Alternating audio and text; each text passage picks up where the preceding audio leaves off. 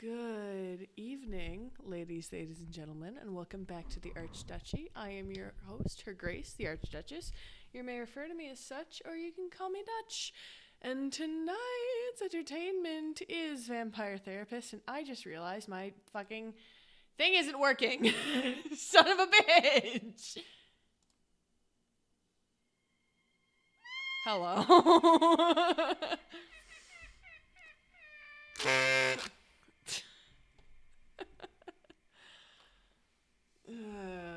This one, right? Is that? Yeah, there we go. It's working again. Dutch is victorious. So anyways, yes, Vampire Therapist. Also, I have a bit of a tangent to go on. Son of a bitch, Steam is updating. Okay, well, at least we have time for a tangent. So, I got home on Monday, and I saw a winged ant about 10 feet from my front door.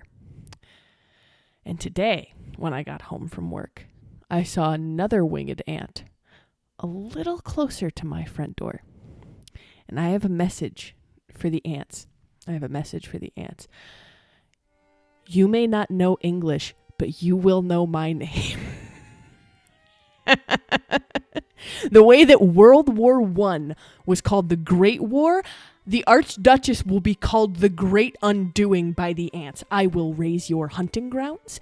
I will flood your tunnels. You will no longer know the word fear because you cannot have a name for something that you experience all the time. I am going to kill them. The ants will die.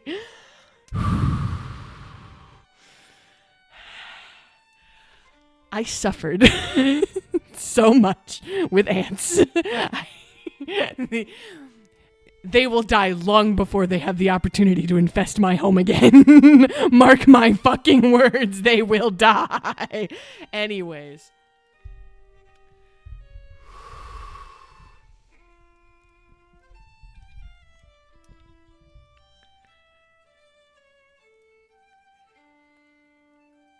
Have you ever... Well, existed, for one.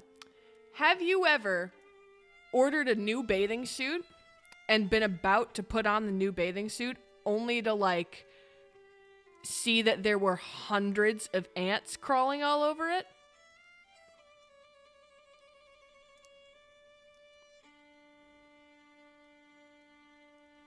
Now you know what the ants have done.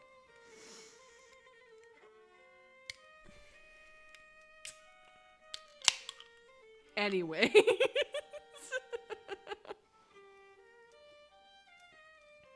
I will leave most bugs alone. And in fact, some bugs, if I find them in my house, I will bring them outside. Usually, if it's a spider or a bee, if a bee somehow finds its way into my house. Not a wasp. Wasps die.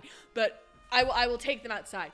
But my general rule is, this is my territory. You have invaded my territory. You're going to die. Duck, are you having a stroke? Just curious.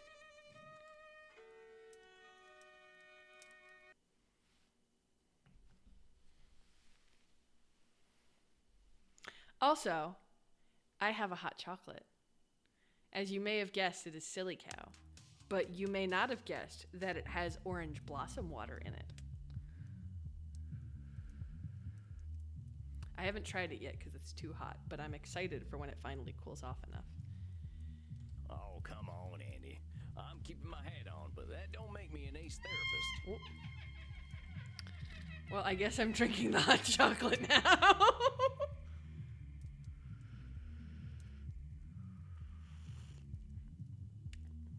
That is delightful. Thank you. No, but your progress with your clients does. I must confess, I think you are a more fitting therapist than I am. Your clients are quickly comfortable with you. I believe my clients are afraid of disappointing me. I guess I can see where that makes sense. I ain't too keen to disappoint you either. You always make that face. What face is this now? Never mind. Oh, sorry, I didn't mean to hit the mic. I'm teasing you, understand. I didn't mean to hit the mic again. It's I'm difficult sorry. to relate to a 3,000-year-old being. I'm just trying to put a coaster under my hot cocoa. This is Vampire Therapist. I am a vampire cowboy therapist, and I am giving therapy to other vampires, most of whom are murderers, some of whom are still actively murdering people. But let us not spend our time talking about me. I am more curious about you. Let us start with some meditation, and we will see what arises for you. Oh, but also this vampire is giving us therapy as well. Remember your place of comfort, my friend, and remember to breathe. Life just ain't fair. There once was a man named John Muir. Maybe I should start a farm or something. Not Debella. Her blood tastes real fine. Wonder whether I can rent a horse.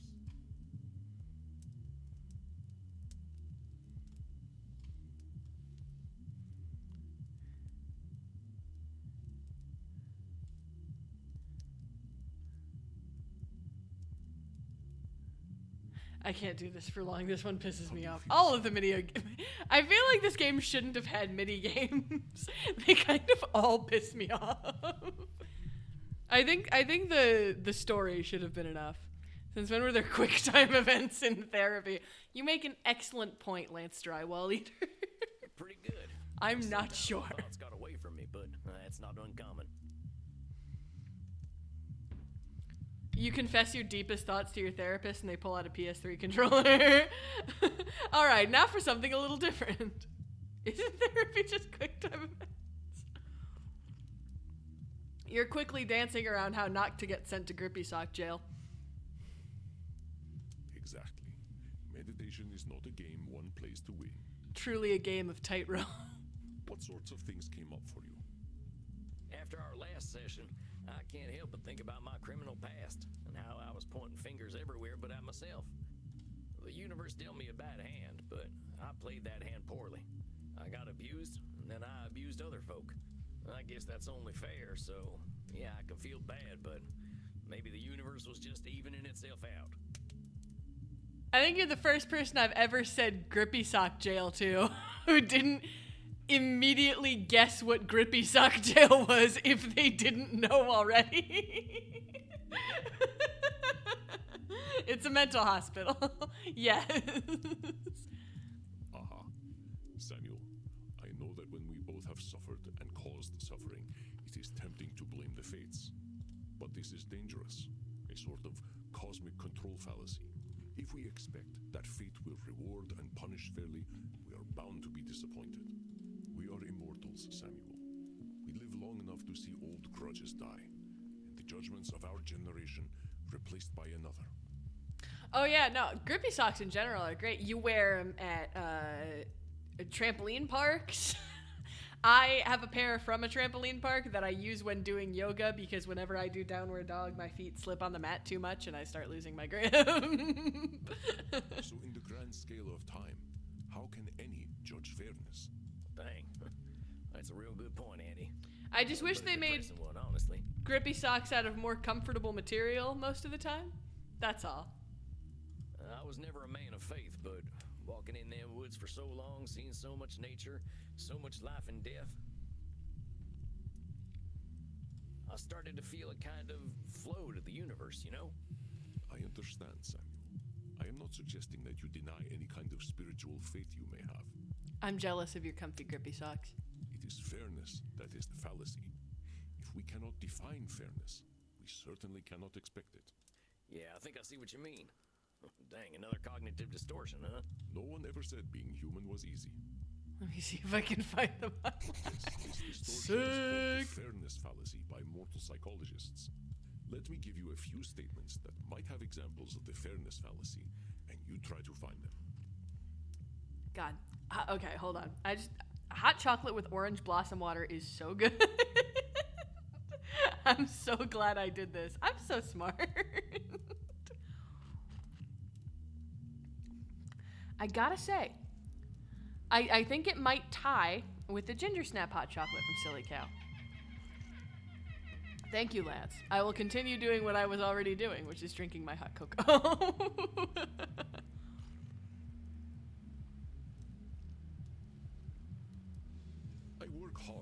sure my club is dope, because I believe in earning my good reputation. I don't like that you said dope. You're 3,000 years old. Stop that. Hey man, like, maybe it's good karma, and maybe it isn't. But I just like to put out some positive vibes. I don't like that you said that either. Stop it. The great vampire banker Count Van Gelder has been an entitled prick for 6 centuries. It's only a matter of time before he gets what's coming to him. I think I heard of this fella. He was one of them vampires pulling the inflation strings during that coronavirus thing. Stop bringing up the coronavirus. This is the second time. I don't want to hear about COVID-19 when I'm playing Vampire Therapist Simulator. They say he caused the Great Depression back home, too. You're right that he's acting like a prick, but the universe ain't accidentally gonna make him fall on a wooden stake. Also, if he caused the Great Depression and the coronavirus, why have you personally not gone and killed him yet? When did this come out, though? I think 2024? You are correct. This is a fairness fallacy and a bit of wishful thinking. He can't be older than you. You must be the oldest vampire alive. I refuse to believe that you are not the oldest vampire alive. You really don't like this fella, huh, Andy? He is a 600-year-old investment banker. He's tried to summon demons, and even they refuse to spend time with him. Very funny. Also, you could absolutely go and kill him. I think this is the wrong time to develop morals. You should go and kill that man. Yeah, and he's ugly, too. Let us not descend to his level, Samuel. Oh, For you would never reach the bottom. 600 years wouldn't life kind of lose purpose? Yeah, that's part of the point of giving the vampires therapy. A couple of them have lost purpose in their lives. I don't think this 600-year-old vampire guy, though, has lost purpose, though. I think he sees his purpose as being an evil prick, for which my argument is Andy should find new purpose in killing him. Why bother being kind to mortals? The universe only punishes kindness. the universe punishes kindness? Well, that ain't nothing you can know, boss. Sounds like a fairness fallacy to me. Indeed, Samuel. It's the sort of thing a more nihilistic vampire might say. But such nihilism is not founded in objective reality. And nihilistic vampires are real downers at parties. At the last Blood Drinkers Ball, I ended up at the same table as Ayn Rand.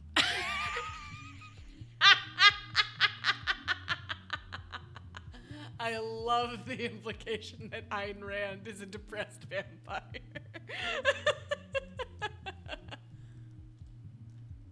I cannot imagine who decided to offer her immortality. That was my longest night in thousands of years. But well spotted, Samuel.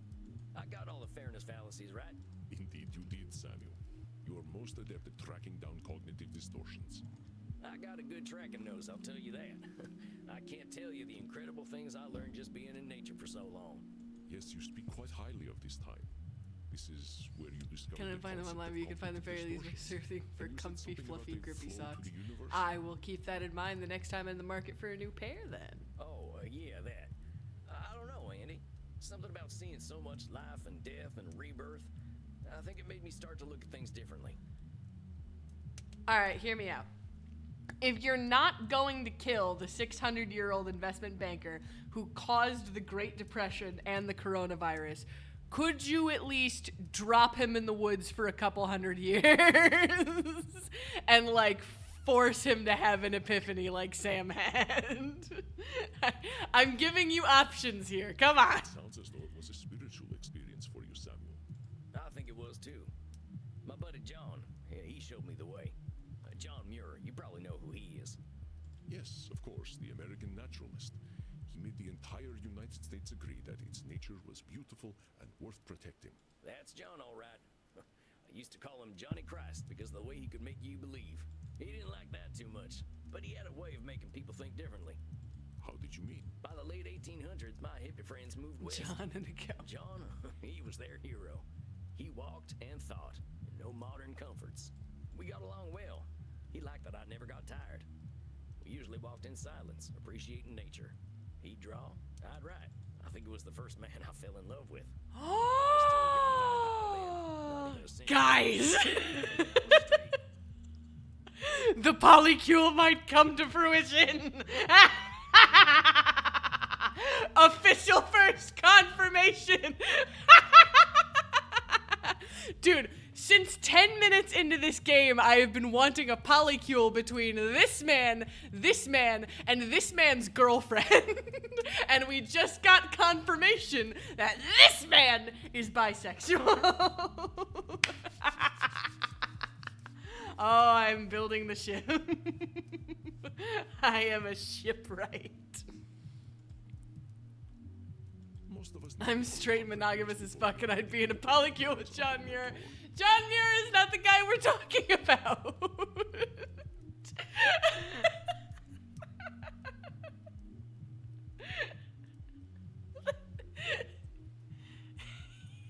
He's not the one we're talking about the polycule for. Yeah, about that. Why are we so sexy anyway?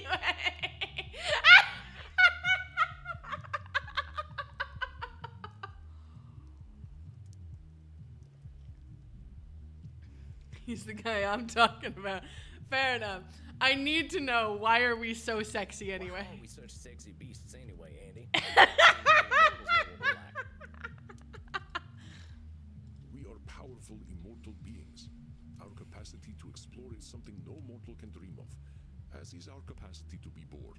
Dr. Drain might say that we have dopamine cravings that become harder to satisfy over time, and that might well be true.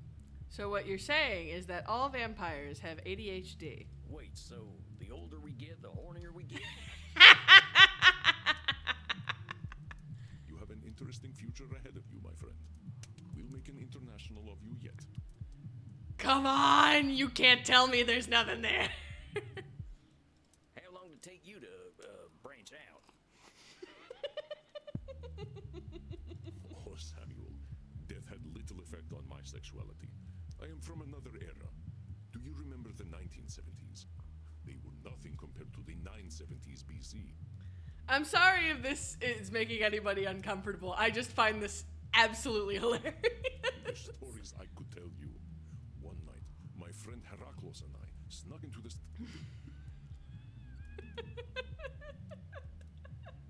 And it's not nearly as uncomfortable as when they made this guy moan when sucking somebody's blood.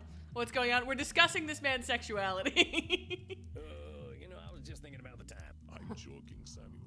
Such a thing is not for a therapist to share in a session. I just wanted to tease the American a little. My deepest apologies, Lance Drywall Eater. Well, We're almost done. Sorry.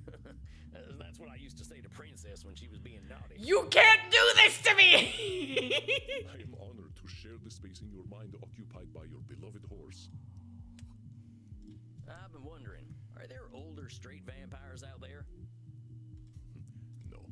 Sexual exclusivity of any sort seems incompatible with immortality. There is a group of vampires out in Washington who claim to be straight, but they are not fooling anyone.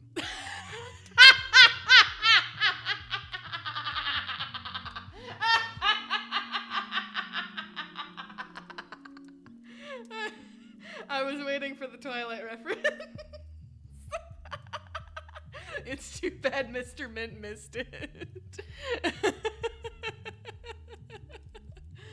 Well, that's my curiosity satisfied. But speaking of which, I was talking about John. I fell for him hard. He wasn't into me like that, though. I don't think his wife got much from him, neither. That man was married to Mother Nature. But he was good company. I helped him map the West by sharing what I'd seen at night. I offered him my blood, but he was offended at that. He valued death and pitied my immortality. He just liked things as they were. I wish I had met him. His mindset aligns with accepting things without judgment, as we explore in therapy. He was an incredible fella. When he told me, Sam, I'm gonna get Teddy Roosevelt to make a law protecting all this, I believed him. Before he died, he urged me never to forget the earth. Not after what But I this got guy busy just roaming said. and didn't notice the wilderness shrinking. My old gang tracked me down and drove me to you. If I can't help them see another way of living, they'll destroy this planet. Wait, there's an overarching villain of this man's old gang. How is a group of gangsters going to destroy a planet? All right, hold on. I have informed Mr. Mint about missing the Twilight reference. I need to respond. Give me one moment, please.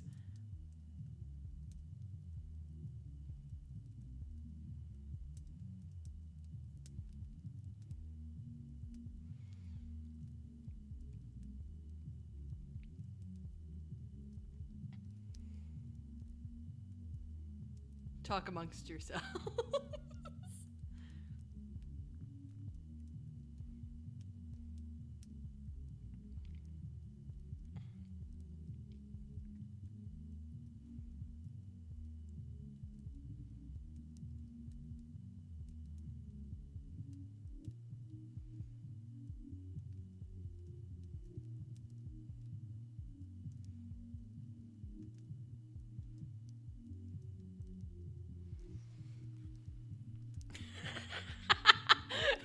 Great attempt, guys. 10 out of 10. Mr. Mint said that I'm built weird and can't take secondhand embarrassment. That's me. It's the reason why I can't watch Twilight. It's so bad I get secondhand embarrassment and I have to stop. Right. Well, the mystic bastards are doing more than robbing banks and holding up trains these days. They got organized. And now they're called Sanguinius Health. They're giving folks their blood, money, and hope. Sanguinius hell. That's such a stupid. Well, they're big now, too. Real big. Got friends in high places in the mortal world. Nobody knows they're vampires. I'm sorry. It seems to be an open secret in this world that vampires exist. And you're telling me that a health insurance company called Sanguinus Health has avoided anybody figuring out that they're vampires? Sanguinus Health?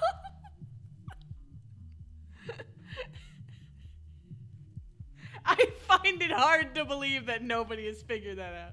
I've got no Twitch appropriate jokes for that. Thank you for being mindful of your location, Raccoon.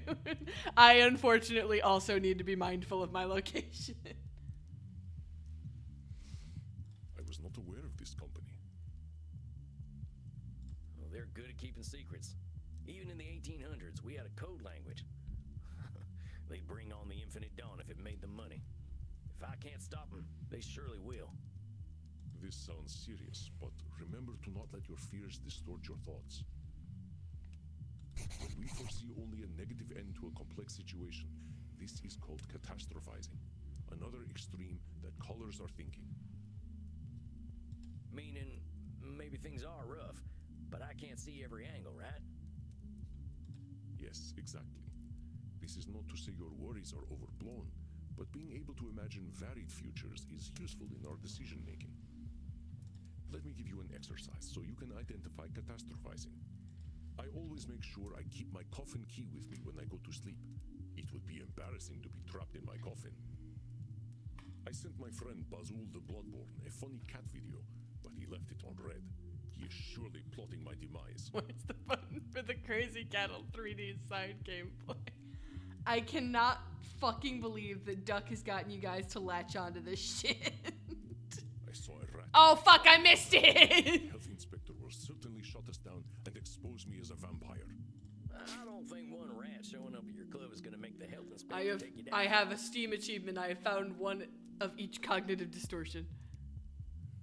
I mean, the rats were some of the cleanest things at a few saloons I've been to. You are correct. That was some clear catastrophizing. I have not seen a rat here ever since I hired Bert. I can't say I ain't had a rat-eating phase myself. Oh no, Bert eats everything. He's kind of like a vampire goat. I do not know how he does it. I guess Bert could eat the health inspector too. I think they know better than to get too close. Oh no, I am trapped outside during the day, and it is the middle of summer. I shall burn to ashes. When I DJ downstairs, I must ensure that I do not wait too long to drop the beat, or my patrons will think I am a terrible club owner and leave. Pause. You DJ? How has the game not shown this to us yet? We're allowed to see Crimson bartend, but we're not allowed to see Andy, the 3,000-year-old vampire DJ. You have no Shit! I missed it again! distortions yet. I always make sure I keep I sent my friend Bazul the Blood. That sounds like a pretty strong assumption to make. Maybe Bazul the Bloodborne was busy doing a puzzle, or knitting a cape or something.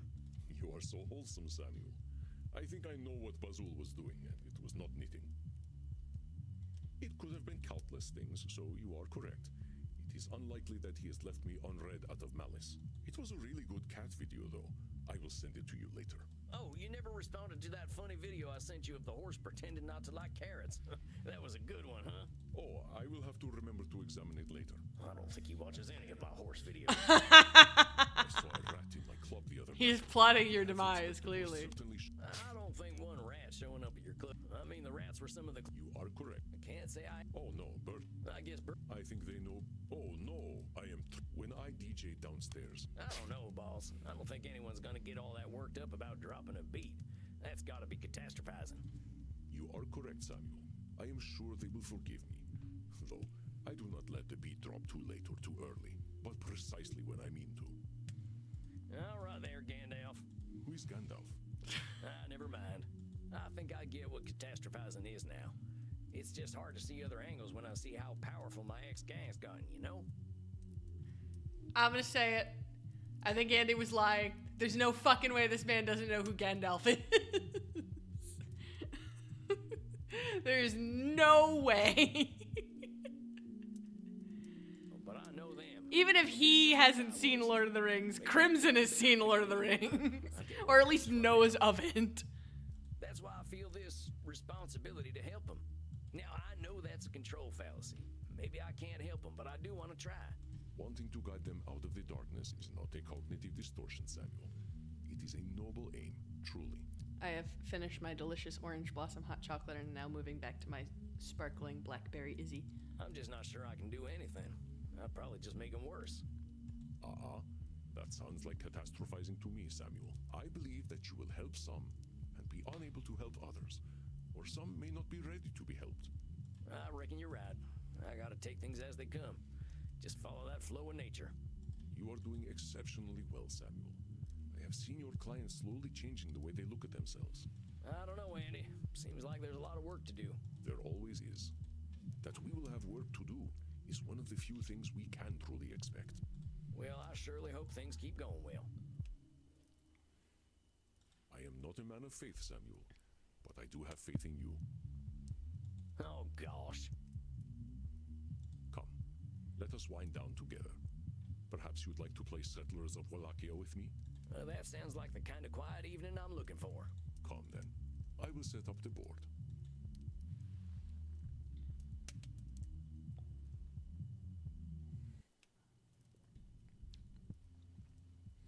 Oh, come on. You give me mini games about Good about tonight? meditating and drinking people's blood, but you won't let me actually play Settlers of Wallachia with this man. I am going to mutiny. Honestly, yeah. I think Dr. Drain's starting to accept himself. That's what this is all about, ain't it? Indeed, Samuel. There will always be room for self-improvement, of course. None of us are perfect, and none of us are irredeemable. That's our job. Shit. I reckon so. Whoever shows up tonight, I'll give him that same benefit of the doubt. Watch, it's going to be Lord Luridus, and you're going to completely give up on him. You are a wonder, my dear. What distortions do you think you'll focus on tonight? That's the first time you've called me that. Ah? Sorry, my delusions are occupying the stream far more than usual.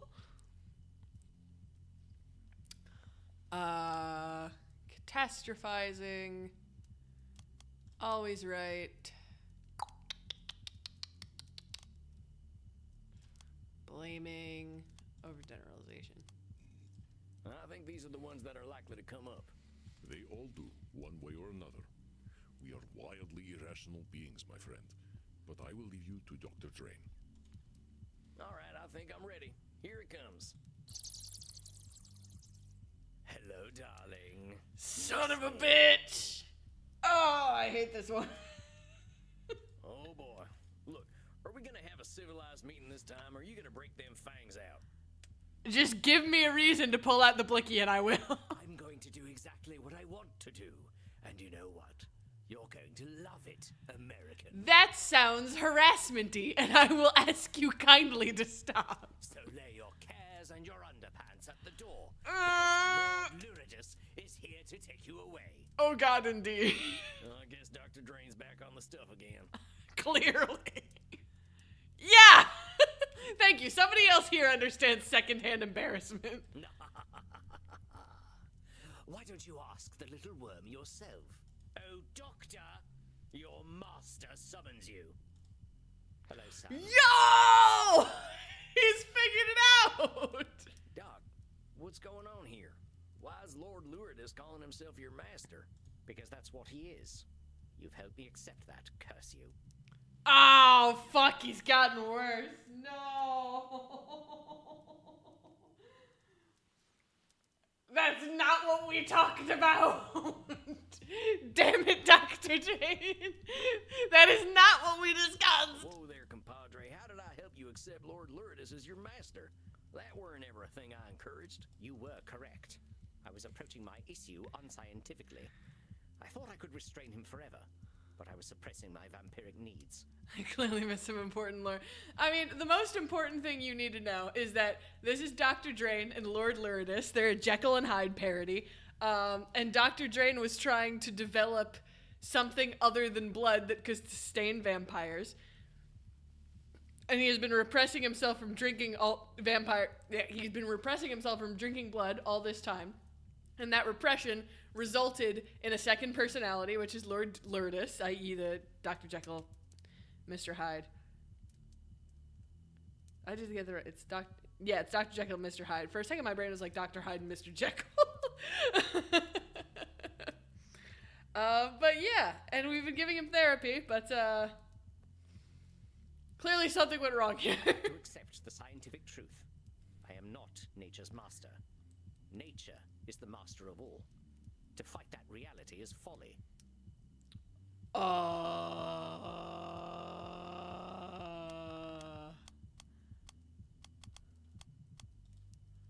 No. It is sad to see this hopeless, dire. I had to accept the scientific truth.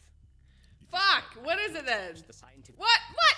I had to. Now hold on. Okay, cowboy. always right, fair. That's some extreme thinking there. I'm no scientist, but ain't finding nature as natural as nature itself? You're just babbling now. I ain't. Isn't fighting nature where we all come from? Why we walked out of the sea in the first place? Why anything lives? Evolution is the inevitable result of a species' fight for survival.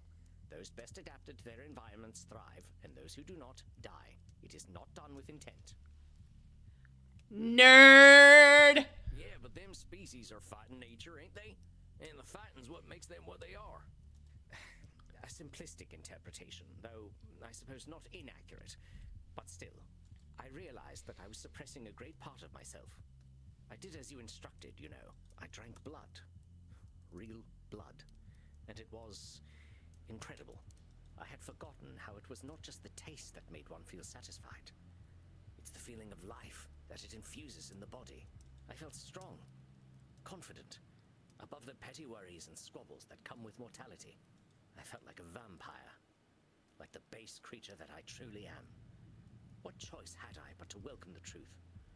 I am a slave to my nature. Look, man, I like pizza. That does not mean that I am a slave to my nature of desiring pizza. So you see, I am his master. I always will be. It never Just gets as I told you, therapist. Gross. Go away. You are the embodiment of a 14-year-old who thinks he's cool.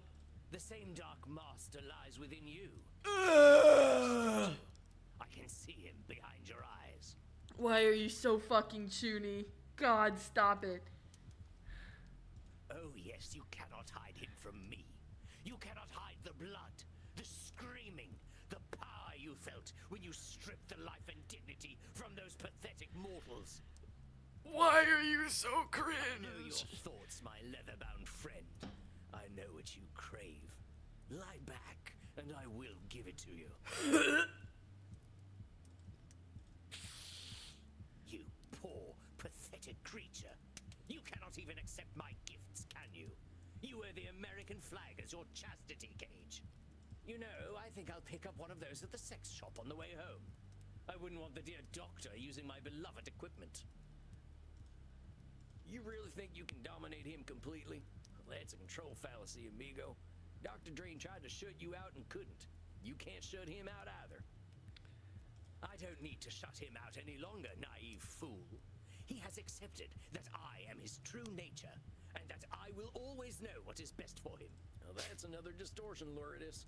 You always know what's best for Dr. Drain? Bullshit. You got a one-track mind and it's headed right for a stick in the heart.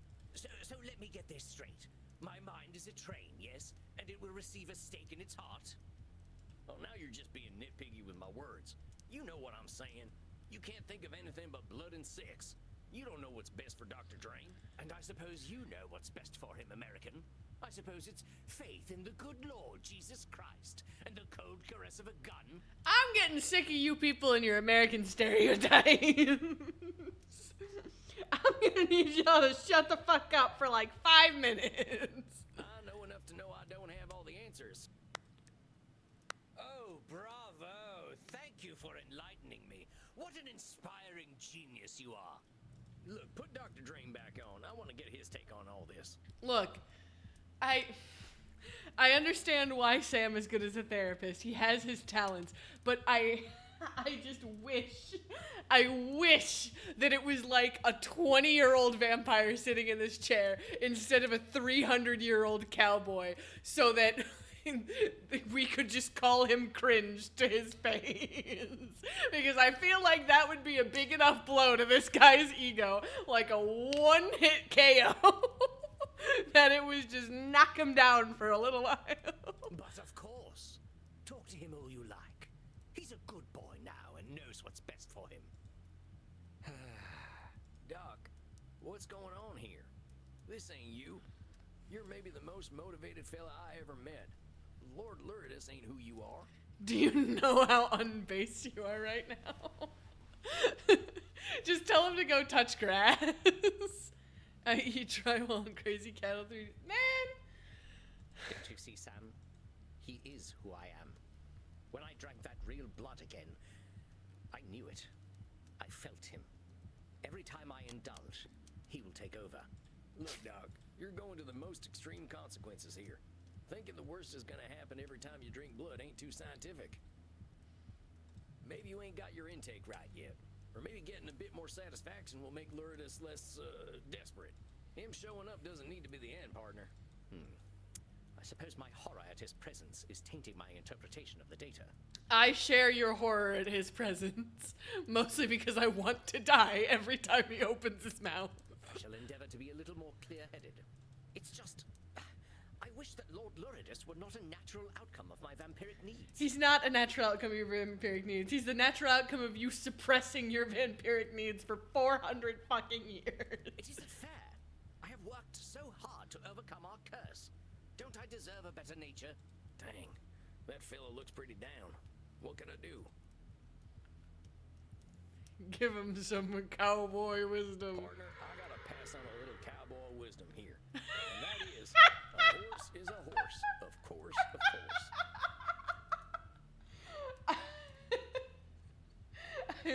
I love it when we pick the cowboy options and there's just a fucking Winnie in the background. Good God. I think my brain just succumbed to age and rotted out of my head. If that is cowboy wisdom, I shudder to imagine what cowboy ignorance is. I'm serious. Tell me, Doc, what is a horse? Try one. Equus ferus caballus, an ungulate of the family Equidae. Herbivorous perissodactyls, they... No, I didn't say classify a horse. I asked what is a horse. What do you mean, what is a horse? I'm asking just that. Don't describe it, just tell me, what's a horse? What the hell are you saying? A horse is a horse. Of course. I'm sorry, when is the sunrise today? You're pissing me off. I'm gonna go walk into the sun. And what are you, Dr. Drain? I'm a vampire. And a vampire is a vampire. Of course. So what would you tell a friend who's feeling bad about being a vampire? I would tell them that it is ridiculous to feel bad about what they are. Well, let's soften that up a little. I would tell them there is no reason to feel bad about what they are. So why don't you tell yourself that? You all right there, partner? Just give me a moment. I hate him, but I definitely hate him less than the other one. Oh yeah, Dr. Drain I'm mostly fine with. He's just slightly an asshole. And he's trying to deal with the fact that he's slightly an asshole. Lord Luridus can go die in a pit. Hi, Strider Pup. Dr. Drain, there is no reason to feel bad about what you are.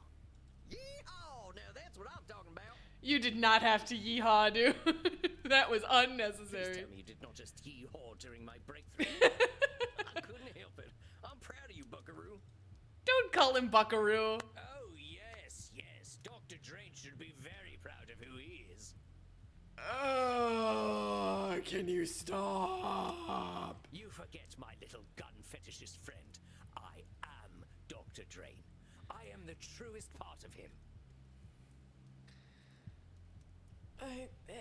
Every time he says anything, I just need to take like 5 seconds to process it before I move on to the next cringe thing he is inevitably going to say. And you have no idea what depravities I've been up to.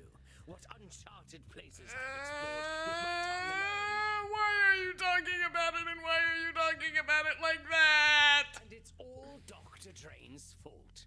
He made me feral. All right, Dr. Drain, I know you're in there. We gotta admit something. You're giving a little too much blame to Lord Luridus here. You can control this guy, but because you're blaming him, you're giving him a pass to be depraved. That's not why he gives me a pass, darling. It's because he loves depravity. Hand me the gun. Gladly. The murderous little pervert can't wait for me to take over. I should be so proud of how filthy he is. You know why he loves it when I take over? Because it feels good. He knows that because he feels that delicious blood euphoria. It is because that is what he is meant to feel. No, you unfuckable wretch. Dr. Drain should not be proud of me. I'm sick. I'm twisted. I am a filthy motherfucker.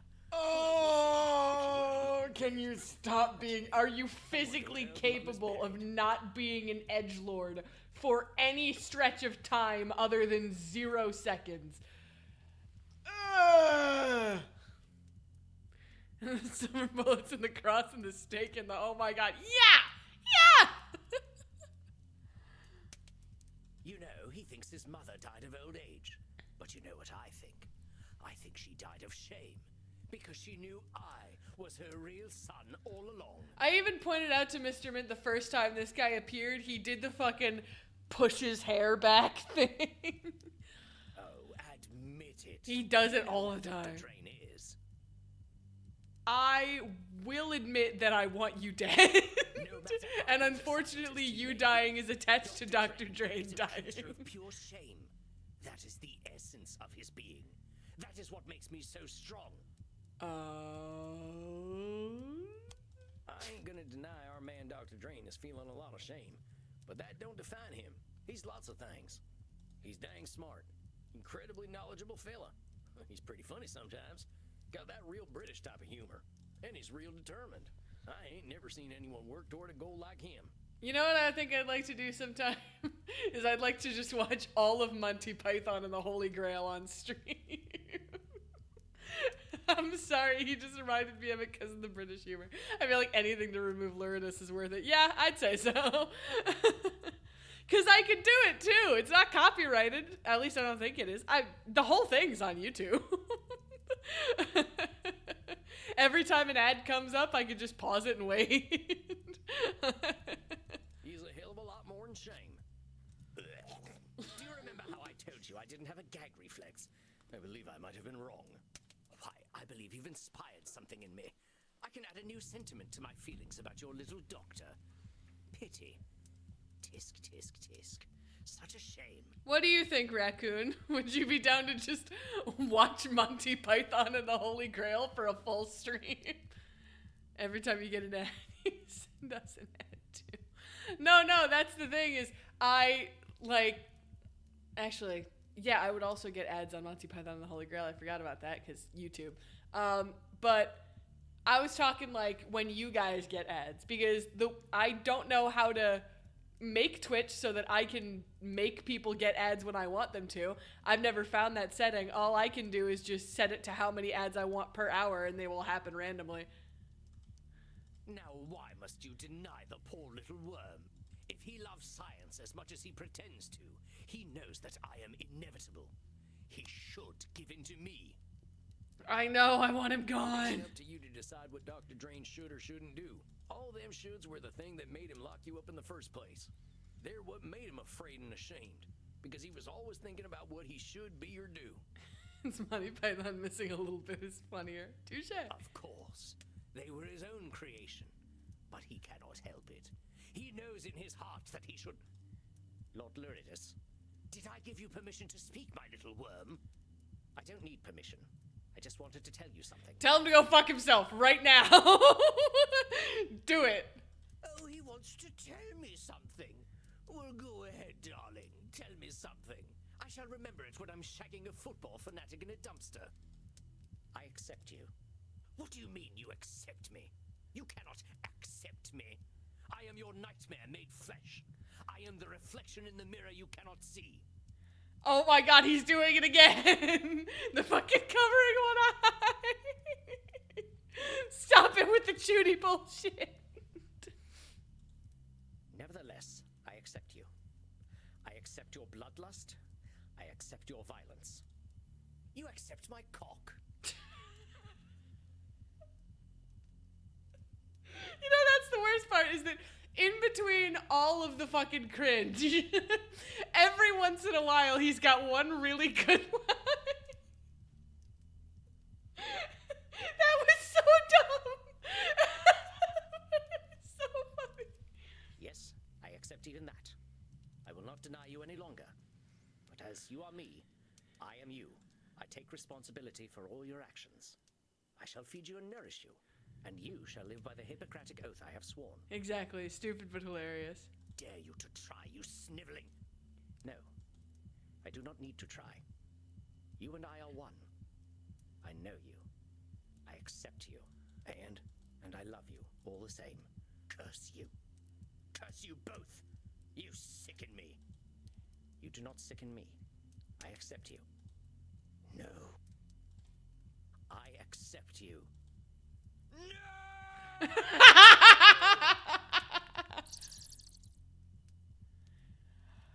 Ah, harmonious healing achievement. We helped Dr. Drain find himself. Yo! Oh my god, we did it! He's smiling. Holy shit, that's the first time. Dr. Drain? Are you alright? Yes, Sam. I am fine. You look fine.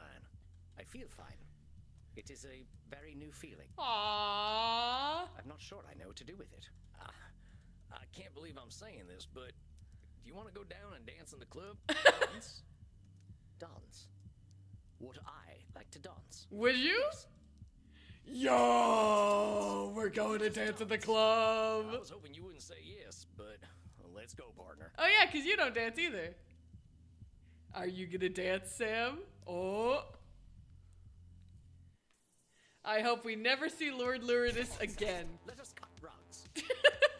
I ain't much of a dancer. Neither am I. But dancing is what I feel like doing. I guess we're dancing then. Yo! What the hell am I looking at? I love Bert. Bert's great. 10 out of 10. Bert, you be nice. Laughs, obviously. I guess that explains why Sam doesn't dance. Crimson, most dear, have you seen Samuel? I usually check in with him after a session, but he has disappeared. Well, they're not new, but they are new to you. This is Andy, this is his girlfriend Crimson, and this is the bouncer Bert. Check it out, Sugar Blood. What is he doing? I wish I could see how bad of a dancer Sam is. I think he's goth square dancing. So he is. He's got square dancing. We should not laugh. Now circle right and dosey-do. Wasn't there someone that you not that I thought were in a throuple. People I want to be in a throuple, which is Sam the Cowboy and Crimson and Andy. But then again, that is a should statement.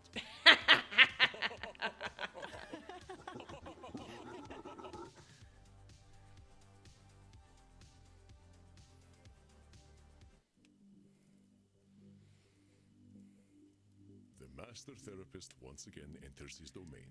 Good evening, Sam. You should have called him the Master Dancer and see how he reacted. Oh, come on, Andy.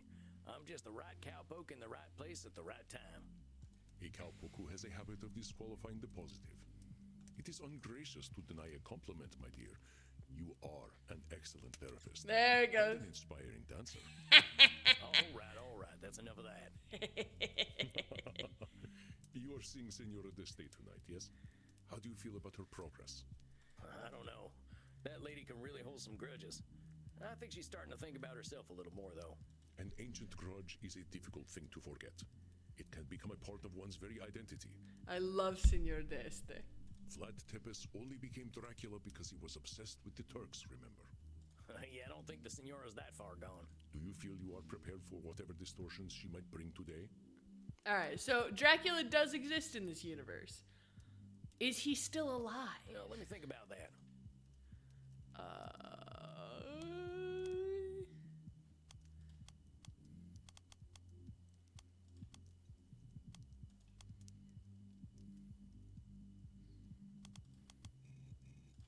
All right, filled my chamber. I'm ready to go.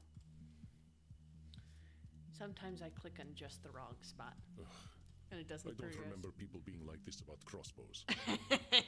Well, you can take the cowboy out of the West, but you can't take the West out of the cowboy. So it would seem. Well, good luck tonight, Samuel. I will leave you to it. All right, deep breath, Sammy boy. Here she comes. Bonanati. What? It's Italian. I thought I'd learn how to say hello to you properly. Bonanati.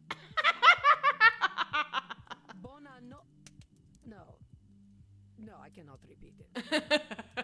I appreciate your attempt to speak in my language, but please do not attempt to do so again. Good evening. Good evening, Senora. I apologize. I am feeling delicate tonight. What's going on, Senora? The realization that I am merely a repulsive, angry old woman becomes disappointingly clear. It weighs upon me in more than one way. Whoa there, Senora. What's with the labeling? You think calling yourself names is going to make you feel better?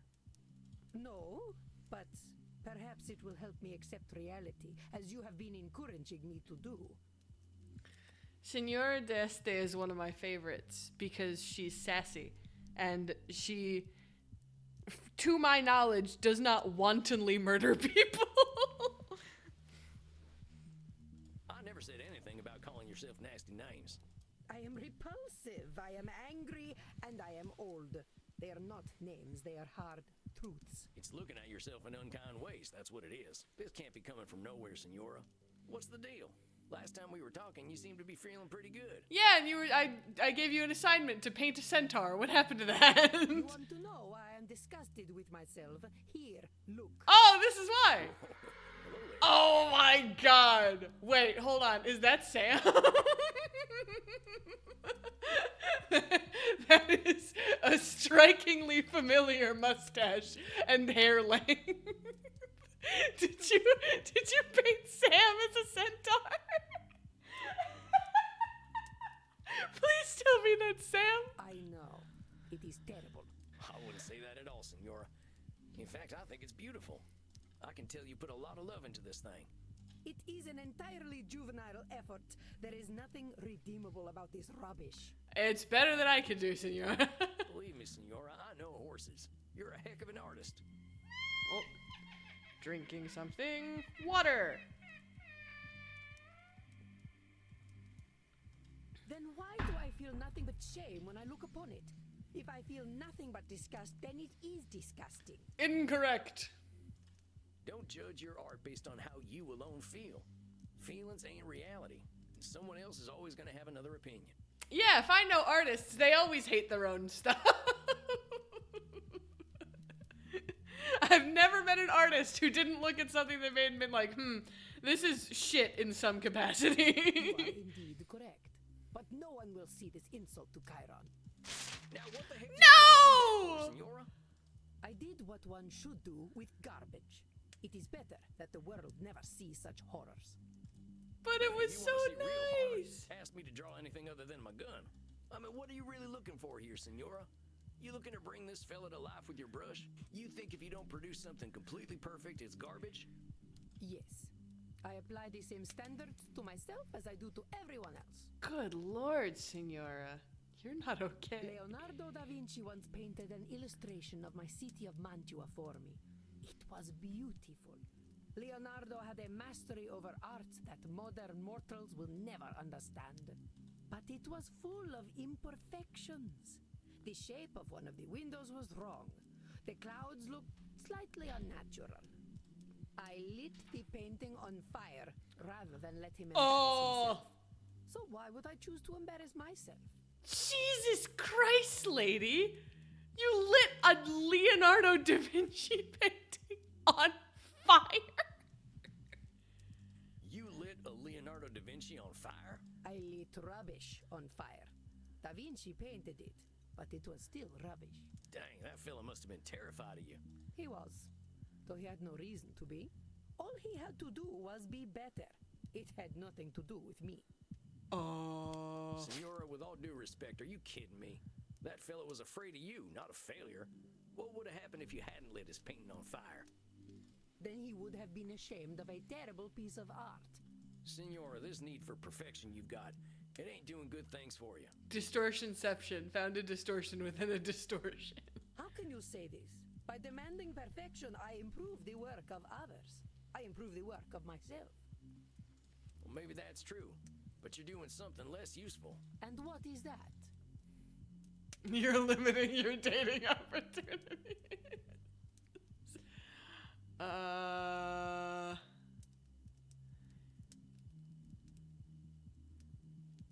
You're terrifying Senora, I gotta be everyone. honest here. You're terrifying everyone.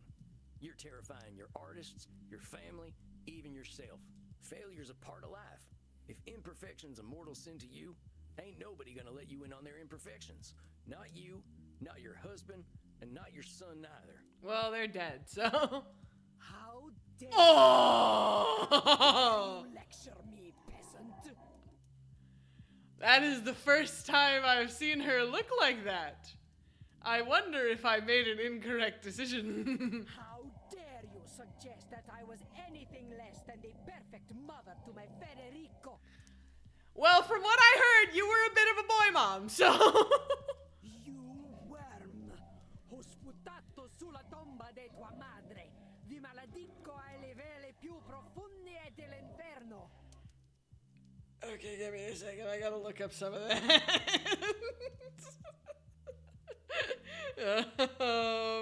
Italian to English. I know she said something about his mother and him going to hell, but oh, hi Val. Glad you could join us. Ho sputato sulla tomba. I spit on the grave of your mother. Vi maledico ai livelli più profondi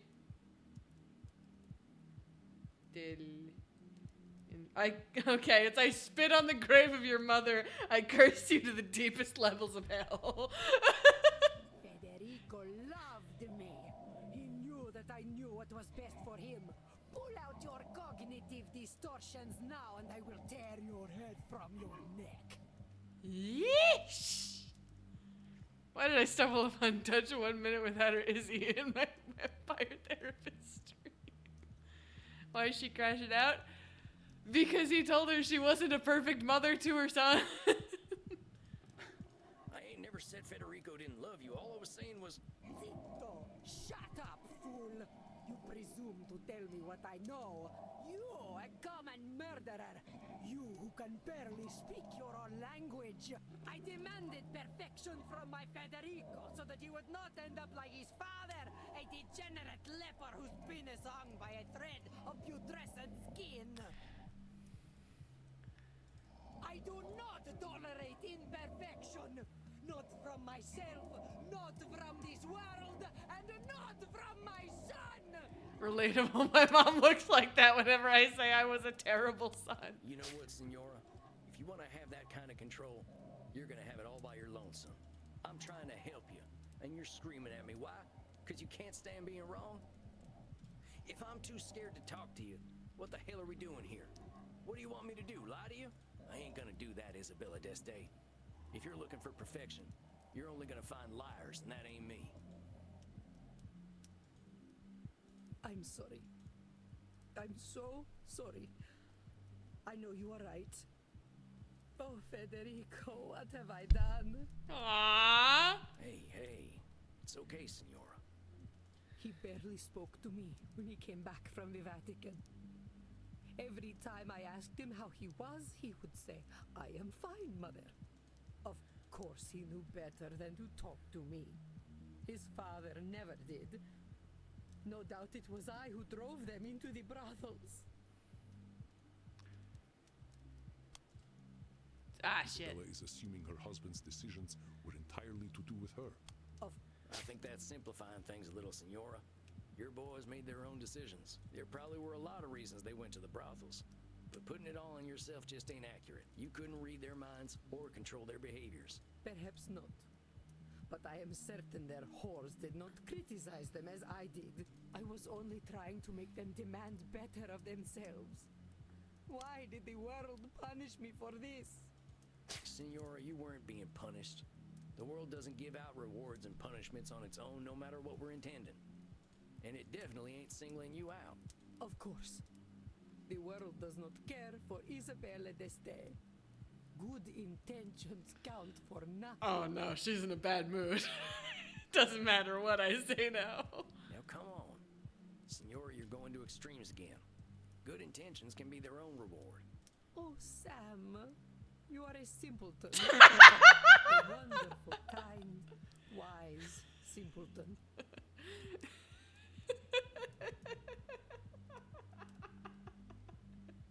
That's Italian for bless your heart, you stupid fucking idiot. Thanks, I guess. I read my Wikipedia page, you know. It was full of lies and slander. No doubt this is how history remembers me, with slander I have earned. I read that Wikipedia page too, Senora. And you know how I read it? The people are in awe of you. They call you the First Lady of the Renaissance, you know. This only proves that Machiavelli was right. That if one cannot be loved and feared, it is best to be feared. My mom would probably look at me like that too, saying I'm an awful son would be followed by so bad I decided to not be a son anymore. Nice one. I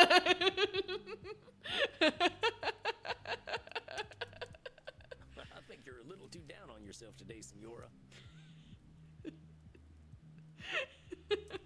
You come out to your mom by just singing Mama by My Chemical Romance. I'm sorry. I shouldn't have said that.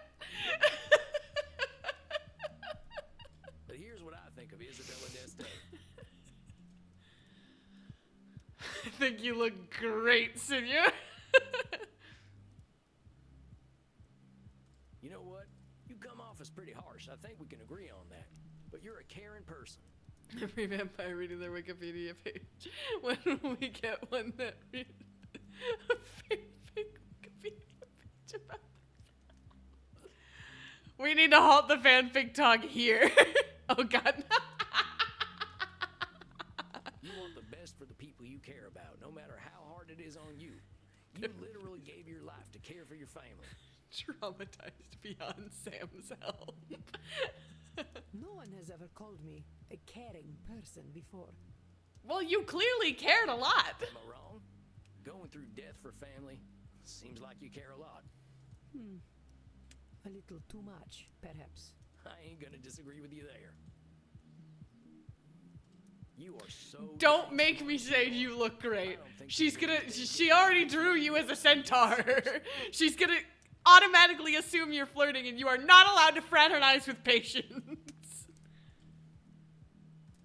You know about art, music, philosophy, religion. Of course, I know much about physics, biology, and mathematics as well. Do not think me simply a woman of the arts. See what I mean? I'm only 200 some years old, and I think it's gonna take me another 200 to know half the stuff you know. For some reason, I keep thinking he's 300. You should be proud. Ah, Senora. yes. Like the fanfic talk in a game about the polycule vampires. You are not allowed to call me out like that. In my own archduchy. Oh, it's gonna make me say she looks great. God damn it. You're ambitious as hell. From what you told me, it sounds like being a woman in your time wasn't an easy thing. But you proved you were capable of anything. People had to respect that. Hell, you even ran your own city. You're gutsier than any man I've ever known. I am not sure I like this gutsy word very much, but I suppose I did well for my time. Senora, you did well for any time, believe me. God fucking damn it. Pardon me for saying so, but I see why people were falling over themselves to paint you. You got grace and style such like I ain't never seen back home, not even at a fancy cotillion. Those ladies would probably kill to have your fashion sense. Well, thank you for saying so, Sam. It is gratifying to know that my eye for fashion is noted. I certainly know how to wear a hat. I'm merely the jester in this art study. I tiptoe the line until I say something that gets me killed. Well, why is the cowboy flirting with the other one? I don't know. I wish I could tell you. Didn't jesters have something like political immunity of a kind, where like they were allowed to make jokes on about anything, so they kind of used it for political commentary. I think you're getting close to the vine, but like. Well, that thing looks great on you. I doubt I could wear it half as well. Swap hats, swap hats, swap hats. That is certainly true. You have been so kind to me. Kinder. than Flattery I will can get you do. everywhere. Give Isabella something to smile about. Yo! You deserve kindness. And you deserve to give yourself some kindness too. If they're funny enough, they might. No one has ever spoken to me the way you do. I suppose I never allowed them to. Aww. Sam, I know I am old. I know I am difficult. They also might piss off a king and die horribly. True. But would you ever consider a woman such as I? Oh no, son of a bitch! Why did you? This is your fault, Sam. You chose to compliment her on her looks. You could have just stopped at the ambition and the intelligence and the caring. God damn it! Hi, Lemmy. Not dead yet, Strider. I survived calling Dutch an NPC in that one Borderlands 3 stream. Getting my ass beat in the convergence. Lemmy, you'll be pleased to note that me playing Elden Ring has forced Trip and also several other friends to get back into Elden Ring. Senora, Of course. I am just being foolish. Senora, I think if you can learn to give people a little room. Let's fucking go. What if they see me as weak if I am gentle? What if my bearing was the thing that You guys earned need to me play respect? seamless co-op. I don't know. Maybe they'd consider it, but probably not if they had to like be on voice call. So it would take some work, especially because like I think really only one of them I would trust to not actually say my real name, and he would probably still take some practice. I do not wish to be discarded and ignored like so many women of my time. Senora, I don't think anyone could discard and ignore you. You don't exactly fade into the background, you know. Seamless? Why not seedless co-op? You're pulling back a little and letting people make their mistakes doesn't make you weak. And it definitely ain't gonna make them discard you. I'm a pretty gentle fella. You don't think I'm weak, do you? No. So don't go thinking you are, alright? I'm not saying you gotta be meek, Senora. I reckon that ain't in your nature. You mean your real name? We all know your real name was Duck. I thought your name was Duck. And that's as far as you'll ever know. I'm just saying to start with compassion. People are doing their best out there. And they just Like don't the know it coffee. ain't perfect.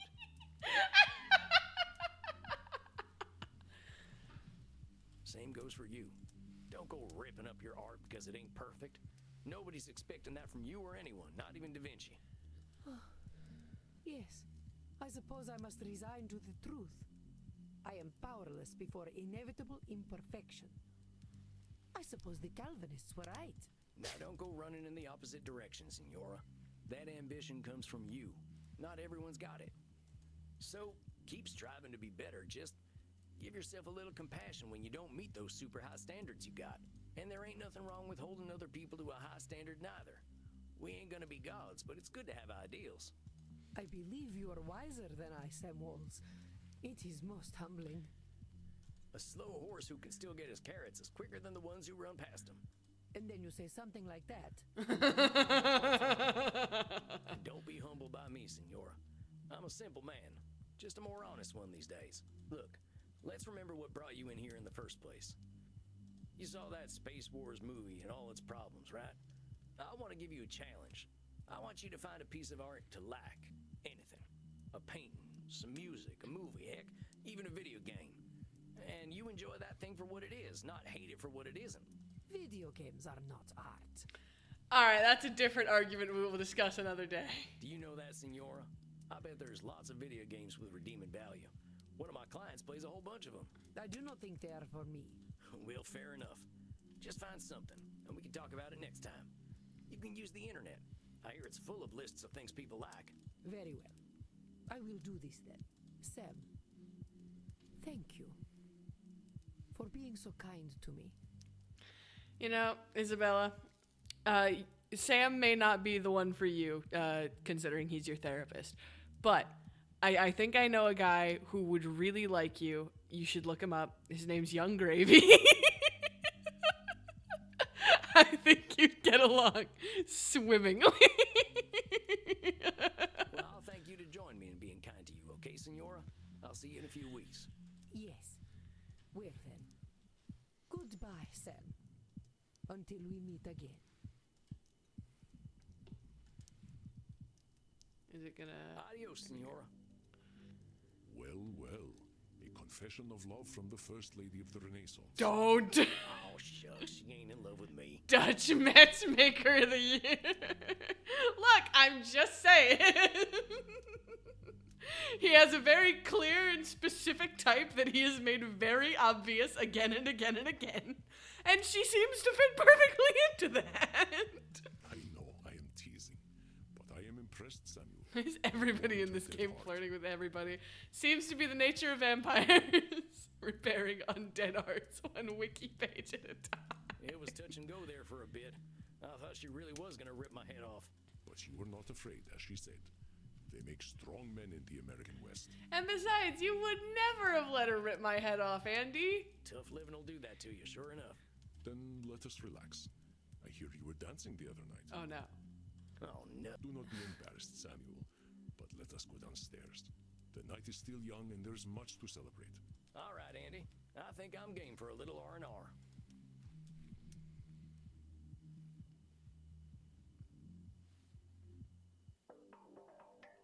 Yo. Crimson, sweet sanguine. Tonight we are celebrating. Oh, it is the first time the three of them are all interacting together in the same room. Praise be to Jesus. I am pouring us all some shots. Verona Virgin Shots. 1492. A taste of a different time. You know I don't like drinking anything but fresh, Andy. I know, dearest. This is a rare occasion. Dutch had to go through the dancing cutie. Samuel here was able to help a 500-year-old let go of her anger. So let us toast her age to the Renaissance. Ugh, that tastes like dirt. I think mine had a clot in it. It's not very good, is it? Oh well. Then let us instead toast leaving the past where it belongs. I think I've had my fill of the past tonight already. Where she was just to restart the entire game. Oh, God, no. I've got a better idea. Is Oh. that so? Oh. Of course, my dear. I'm delighted for you to share your We're drinking Crimson's blood, guys! guys! I'd like a little privacy. Come on, I'm a genius.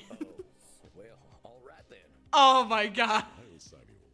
You have the favor of a very special woman. It has been too long since I tended my own bar. Go have fun. Okay, Andy, you have a good night. Hey, cowboy. Hi, Crimson. Ah, my god, fuck yeah, let's do it. There's a reason I wanted to get you alone. Wanted Oh. to pick your brain about something. What kind of something, Crimson? I'm hearing about all these clients of yours being stuck for hundreds of years, and I keep thinking, what if that's me? I've been half dead for 20 years. But do I want it to be 200? Dancing QT quotes. Dancing. Have you talked to Andy about this? Yeah, but he's 3,000 years old. 20 years to him is like a month. I'm getting a little jealous of your vamps, if I'm honest. They're all moving forward, but I'm stuck in the same place. I've got Andy keeping me alive, but I'm not sure I'm living. The way I see it, either I decide my time's up, or I decide to become a vampire. So, I wanted to ask, what's your favorite thing about living forever? Ooh. Ooh.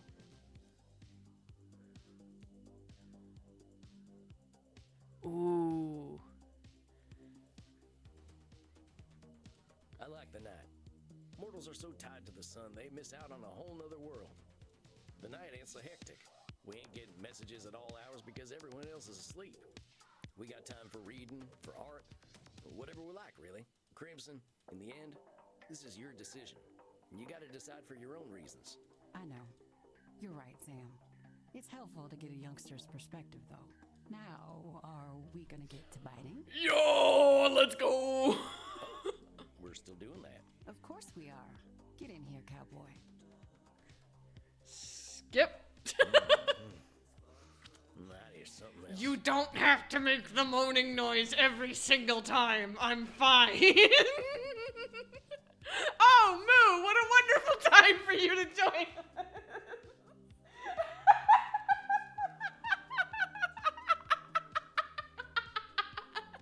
You have perfect comedic timing, my good friend. I skipped it because the first time I did it, like, I could not figure. You're supposed to only get it in the blue veins and not the red veins, because the red veins are supposed to be like the arteries, right? Let's get to biting. Moan. And I could not, for the life of me, figure out the first time how to get it only in the blue veins and not get it in the red veins. And every time I did it wrong, they said, like, ow, and I was getting really annoyed, so I would just skip it every time now. I was so scared to fuck up the QT. This poor cowboy. Not bad, cowboy. But you don't need to bite. Just let your teeth sink in next time. If your partner is relaxed, they'll just slide right in. Why are you saying it like that? Look, I am all for the polycule, but can you cool it, please? Is that not biting? Moo, you don't understand.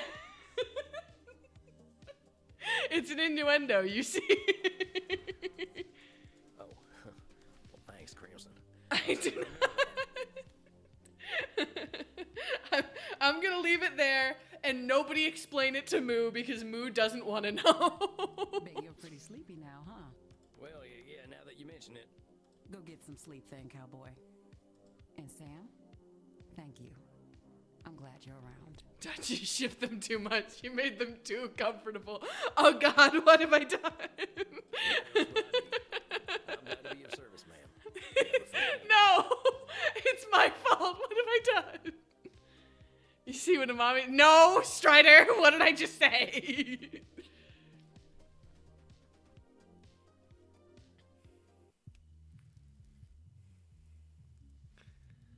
Samuel, good evening. How is my ever-impressive protege tonight? Hi, Andy. So what are your thoughts on intertherapist-patient fraternization? Nice hot bath. An excellent idea. A little self-care goes a long way. I do have bubble bath if you would like to borrow some. Now that you From Echo, mention it, somebody Andy. uses bubble bath, huh? I wouldn't have guessed. There is only one. You type see of this human who does beard? not like bubbles. This hair? This is a man who lives in the lap of luxury. How dare you assume he not likes bubble bath? Liars. I said that really grammatically incorrectly, and I would like to apologize. What the fuck do you mean, how dare you assume he not likes bubble bath? Ask your parents when you're older, like 30, 57, or never. Well, I was going to say werewolves, but I suppose it is the bath part they dislike, not the bubbles. Oh, well, I ain't no liar, so I'd love some bubble bath. In fact, well, tarnation. I guess Knew it! it's postponed. Brain has moved on from innuendo and now marveling at this guy's hair. I know, right? You see, Moo, as you were not here last time, there's a man named Edmund Kean. He's actually a real dude. You can look it up. Shakespearean actor. Don't remember how old he is. But he's a vampire in this game. And he said last time, I don't need your therapy any longer. I'm fully fixed. To which I said, bullshit. And now he's here. Are you ready to handle Edmund's distortions? It sounds as though they will be intense. Well, let me think real quick.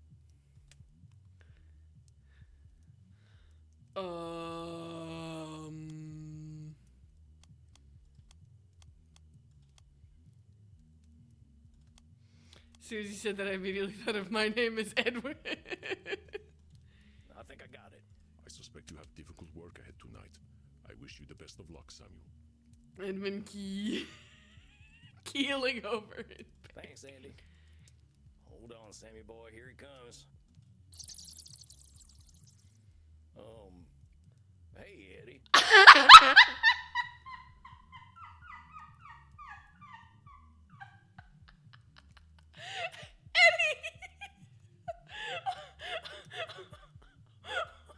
Why are you still in your clown costume?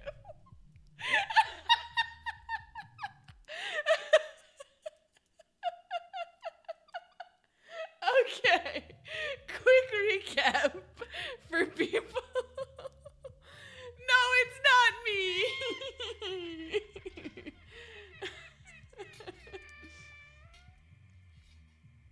Quick recap. Edmund Kean is an actor, and last time he was here, he said he was. This is what clowns looked like in the Great Depression. Commedia dell'arte, actually. He was hired to be a famous clown in, I think it was the Commedia dell'arte, recently.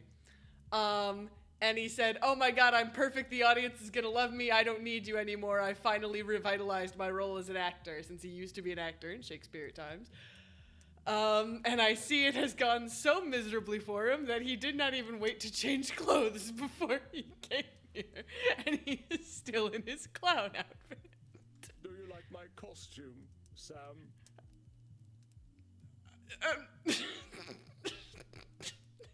Well, sure. Did you come right from that production you were talking about last time? Dude got booed off the stage and came right here. Exactly. Yes. I flew right here after the performance. I had to tell you how it went. So, how did it go? He did. That's exactly what happened. You should have been there. You could have seen how the audience reacted. Oh no, they hated it, didn't they, Edmund? They loved me. Oh, what? Wait, what's the problem then? Hey, well, that's fantastic, Eddie. I was a little worried when I heard you coming. I wasn't expecting you tonight. But why would you worry? You knew who I was. The great Edmund Kean. Of course the audience would love me. Well, why is it a problem now, Oh, Edmund? my dear boy. How they did laugh at the great clown Piero. It's okay, Dutch. It's not you. You're not nearly as funny. Bitch! How dare you?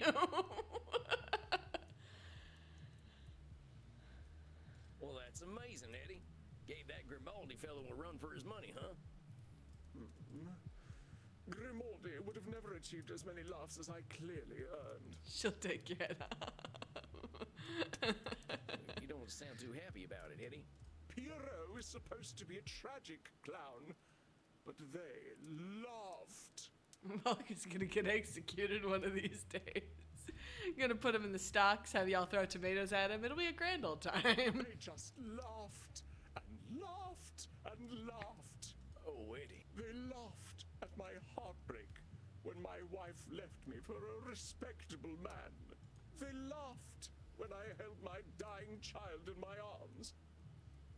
Yeah, throwing tomatoes. It's gonna be great. They laughed as I succumbed to drink, damning God for not taking me. Yeesh, dude. Did you happen to perform for an audience of 14-year-olds? And Dutch tells me that I get to choose my execution. I'll simply say old age. Who said you were allowed to choose your execution? They laughed as I slit my own throat. The scripture is just his life. It is a script. It is what happens to Piero, and he was meant to be a tragic clown. And even though the audience loved him, he is distraught because it was supposed to be tragic. And so he's sitting there like, oh my God, they loved me, but they loved me because they were laughing at me, and it was not supposed to be funny. So you see, it was all very, very funny. Eddie, I'm so sorry. That reaction sounds horrifying. No, but of course it wasn't. I believe this role was made for me. It was made so that people could laugh at me. So laugh, my dear boy. Laugh. No, The damn part it. Edmund played is far older than he is. I do not think its writers could foresee his... No, but of course it wasn't. Eddie, I know you're hurting right now. I know people can be cruel, but they ain't looking to be cruel to you in particular. That's one of them cognitive distortions. Personalization. Shut up! Shut up! Shut up! Shut up! Oh no. He is in a right state. Don't tell me a fucking thing about cognitive distortions! Do you think I don't know what they are? Do you think I do not employ each and every one, every single moment of every single day? I am a professional liar, but no lie is so carefully constructed as that of Edmund Kean. Jesus Christ, Edmund Kean. You told me to deal with reality as it is. So be it. This is Edmund Kean. A minstrel, a jester, a fool, a clown. A clown whose greatest joke is to pretend for even a moment that he is not one. Oh no.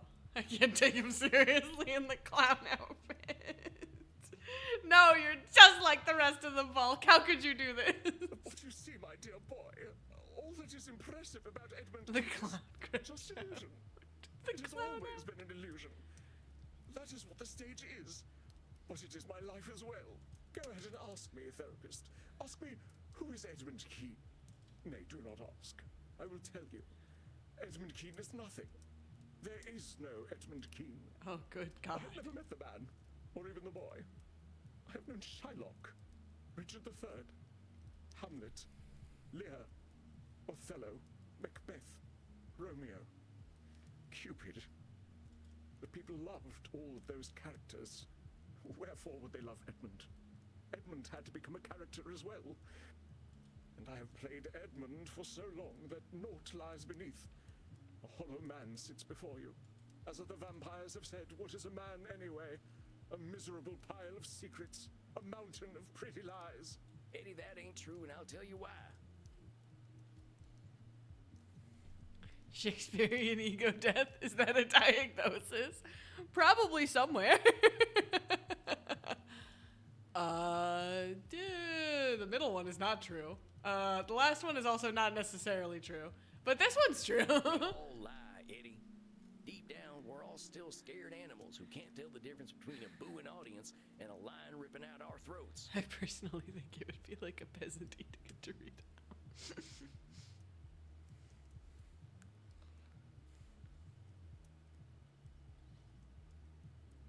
For all the time my blood was pumping, I played a tough guy.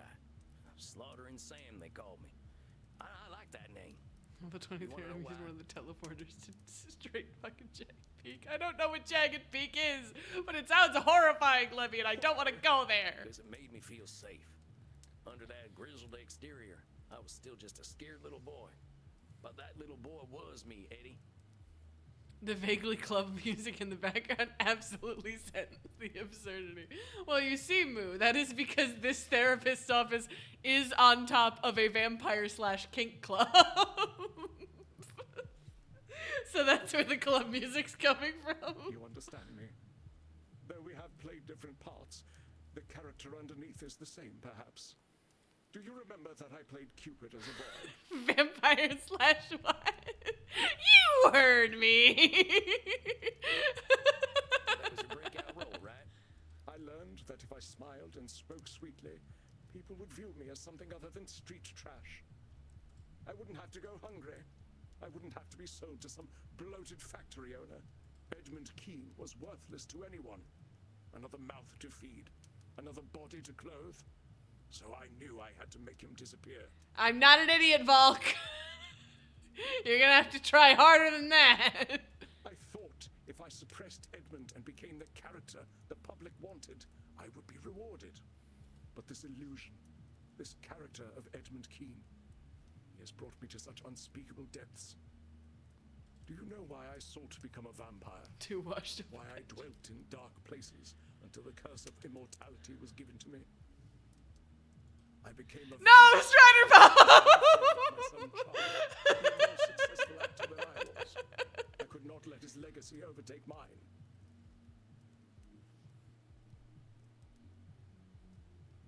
I had to be sure that I was the Keene that would be remembered. Dang, Eddie. That's a lot. Yes, I have been monstrous. I needed to be the most beloved. I needed my every demand fulfilled. I had my own pet lion. I rode my horse indoors. I flew into a rage if anyone denied me sexual gratification. That sounds a little rapey, but not gonna lie. As an immortal, my fears have made me even more terrible. How many promising young men have killed because I thought they my legacy?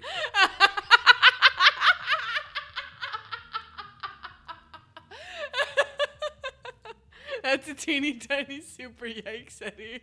Yo! So many lives cut short because I and I alone know what acting must be.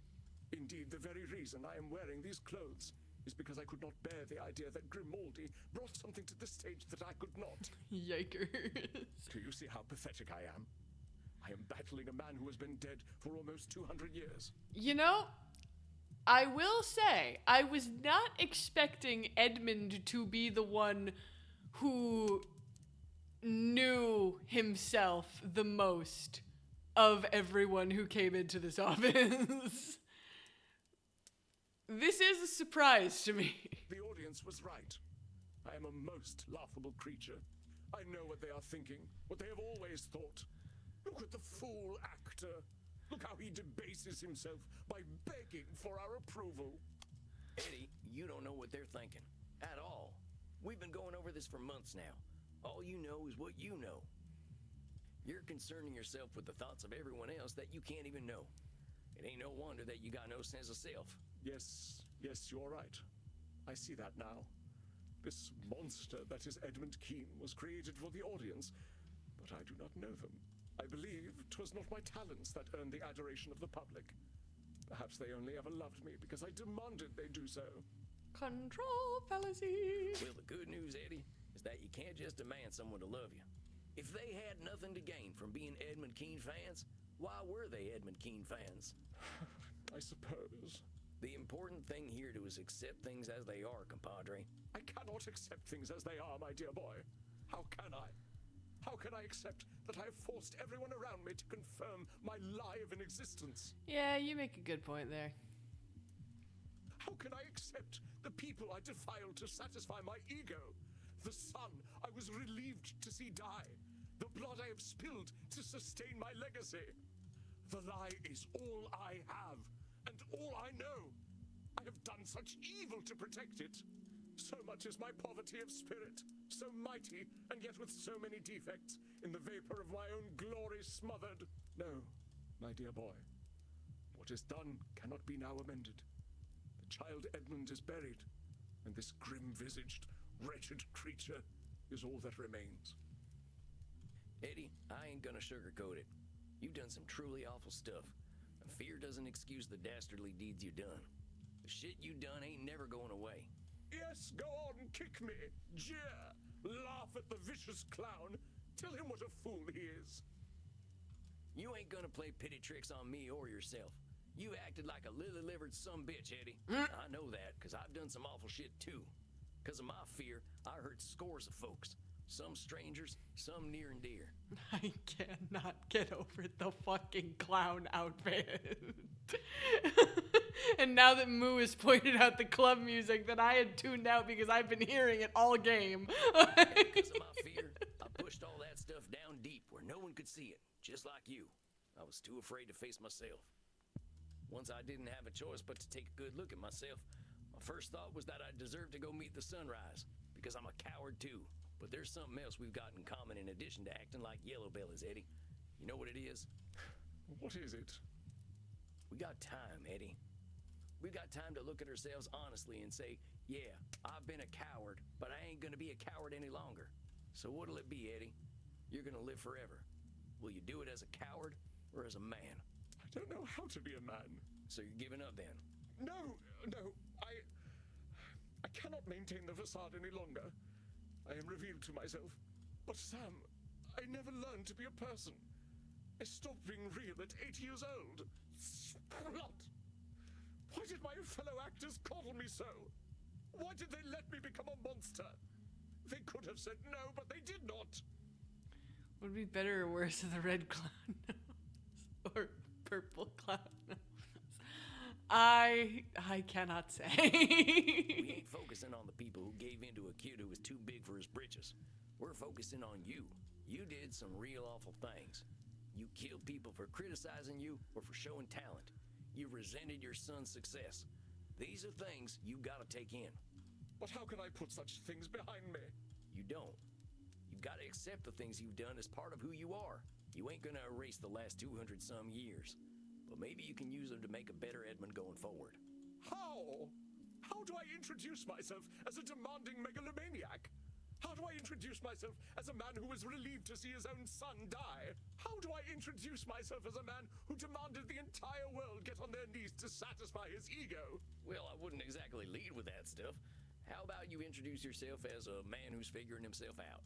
I suppose that is a possibility. At the least, it is not unexpected for me to be so disarrayed. It is known that we actors are all by nature an insecure people. No, Eddie, you're overgeneralizing. Painting all actors with a broad brush so it makes you look better. You're blaming your profession, and that's a damn cop-out. Yeah, there are some real fatty arbuckles out there, actors who carve a path of destruction. But there are plenty of stage folk out there who lead humble lives, loving their craft without hurting other people. So I'll thank you not to hide behind bad actors. Bad actors? Now that is funny. Perhaps I need to find an identity beyond the stage. It protected me in my youth, but I do not think that it serves me any longer. That might be worth exploring, Eddie. But what if I am nothing without the stage? What if I seek other endeavors, but there are none for me? The theater is all I know. It has been my protector all this time. Without it, I am helpless as a swaddling babe. Eddie, come on. The stage is the thing you know, but you ain't helpless without it. I mean, maybe you're forgetting the whole superhuman strength and immortality thing that comes with being a vampire. Yeah, go work construction. Night construction. You could make bank working night And construction. even besides that, you've learned a thing or two from all them Shakespeare plays beyond acting, I'm sure. You ain't a helpless little boy no more. So Wait, don't is there pretend you're night powerless to do construction? something new. I was thinking of night road work. I don't know if anybody does construction at night. But you could be the first. If anything, I certainly have keen powers of self-pity, do I not? Man, now that I think about it, vampires would make bank doing night construction.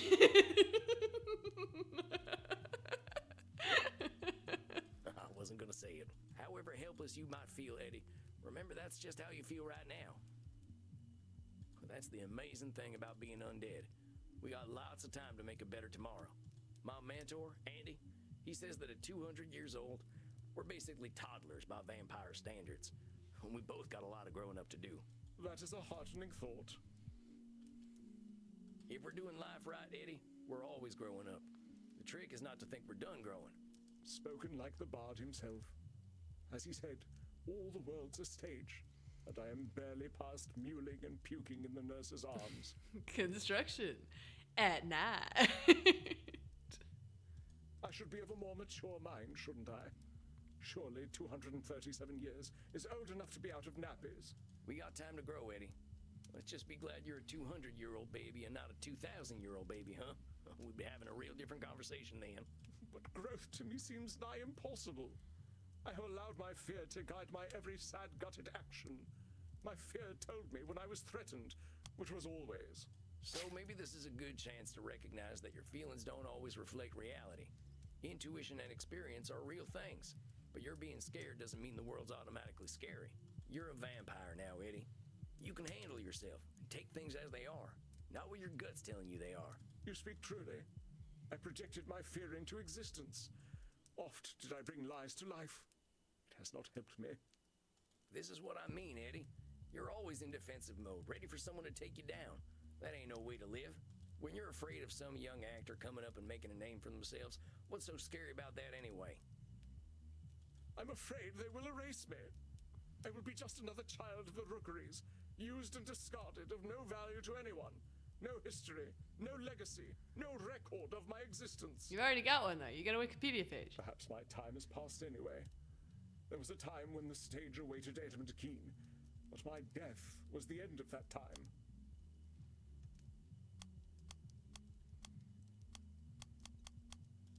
Okay, we got some real work to do still. Here's the thing, Eddie. The stage wasn't waiting for you. Theater wasn't waiting for Edmund Keane to show up, and it wasn't waiting for you to die. You're used to making things about you, but the glorious, wonderful truth is, they ain't. And I got some real good news for you, hombre. You're dead. The pressure's off. All them fears are keeping you locked in time, and you can stay there as long as you like, or you can make some progress. What's it gonna be? I am too much of a coward to die, so I suppose I must live. I'm glad to hear that. I believe I should go away somewhere. Yes, the true mark of immortality. A Wikipedia page. Exactly. He'll be here forever now. I think that's a great idea. I did the same thing, and it changed my life. Oh, well, my unlife. I suppose all's well that ends well.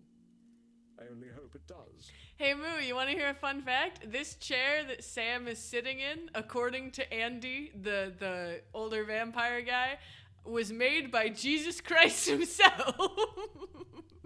To which I said, are we sure they had upholstery back then? And if so, how did it survive? I got faith in you. As long as we're But putting no you on fan the wiki road, page did. that's progress.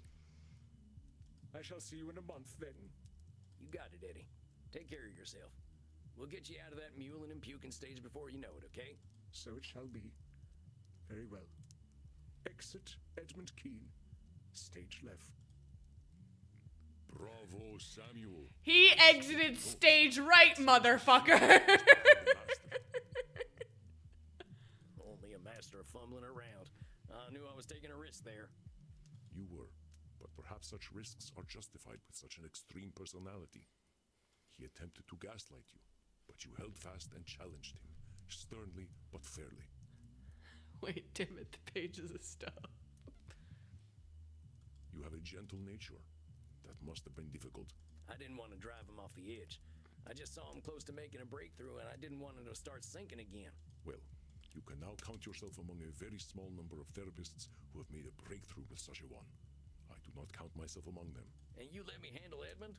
I had faith in you, Samuel. You affirmed it magnificently. Now, please, go downstairs and find a friendly neck. You deserve it. A drink sounds mighty nice right about now. You have a good night, Andy. Rest in peace, my dear friend.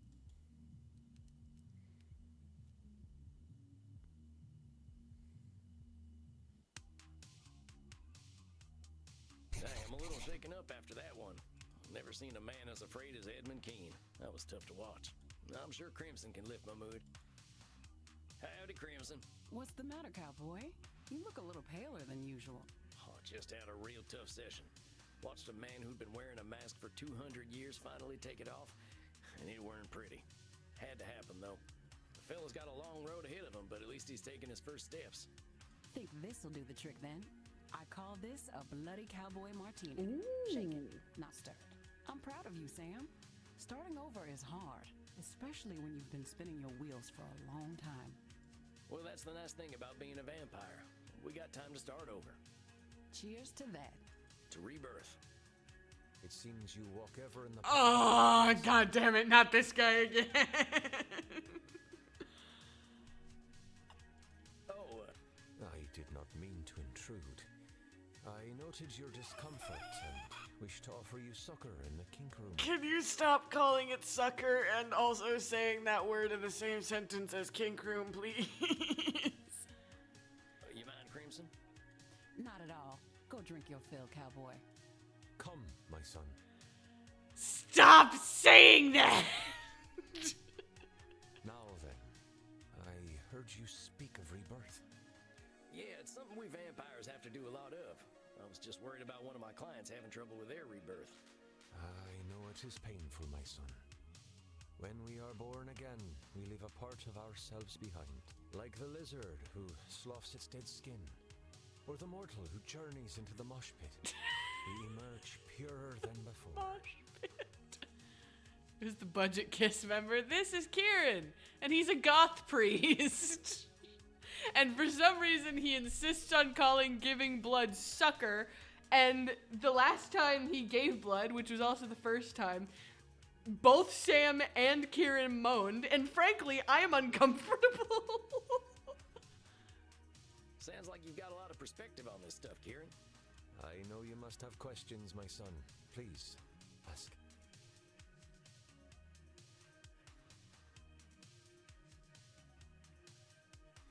From your spiritual perspective, can we ever truly start over?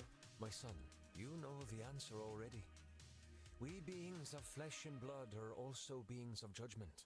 However, we do not stand in judgment of mortals, but of ourselves. If you believe you have defeated your demons, then you have. Yeah, that's true.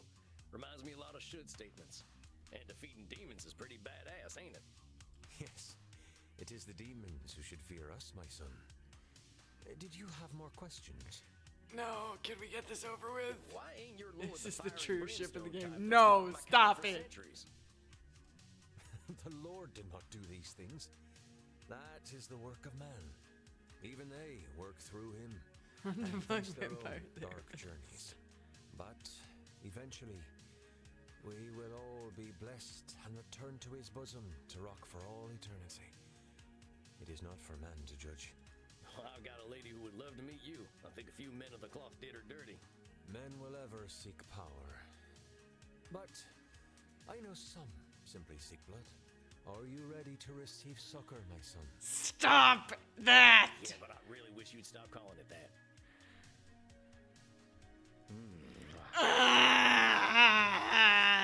I'm going to just loudly make awful noises to cover up their awful noises. You're a one-of-a-kind dude, Kieran. But thanks for the drink and the talk. You have a fine night. Godspeed, my son.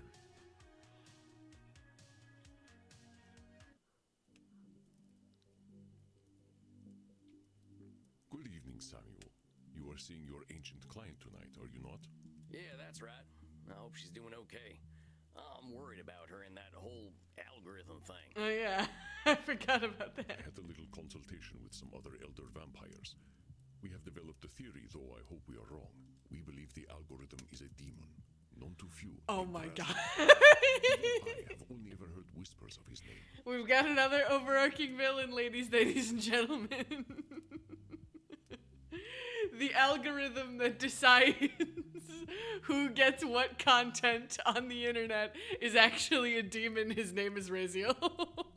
In mythology, he is a fallen angel, believed to have recorded every action, every change of state for all things on this earth into a great book. Your loud noises versus their loud noises. Oh yeah. Sorry for your stream delay.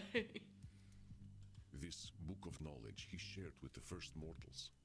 But mortals were not designed to process so much information at once. They made judgments and reinforced behavior based on information they could not understand. Raziel watched as the mortals inevitably used the book to suppress free will, and he was cast down for his terrible mistake. We believe that Raziel has returned. Perhaps he believes that with computers, he can attempt to pass infinite knowledge to humanity once more. Terrible things will happen if this comes to pass. I would urge great caution, Samuel. Find out what you can about this algorithm. We may have dark work to do. What the hell? Fallen angels? Ancient books of knowledge? What the heck have I walked into? We don't have this kind of shit in America. This shit is un-American. Only some of those words are in the Bible, and frankly, I'm not having it. I am old enough to be mythological myself, Samuel. Myth often contains truth. The important question is how much. We do not know what effect he may have had on Medi, but do not worry. Show her the same compassion you show all your clients, and that will open any doors that can open. All right, I better prepare for this one. Sounds like it might be a doozy. What do we think? What do we think? Let's see. Probably catastrophizing. The Twitter and Facebook algorithm was orchestrated by a demon. Seems accurate. Fairness fallacy.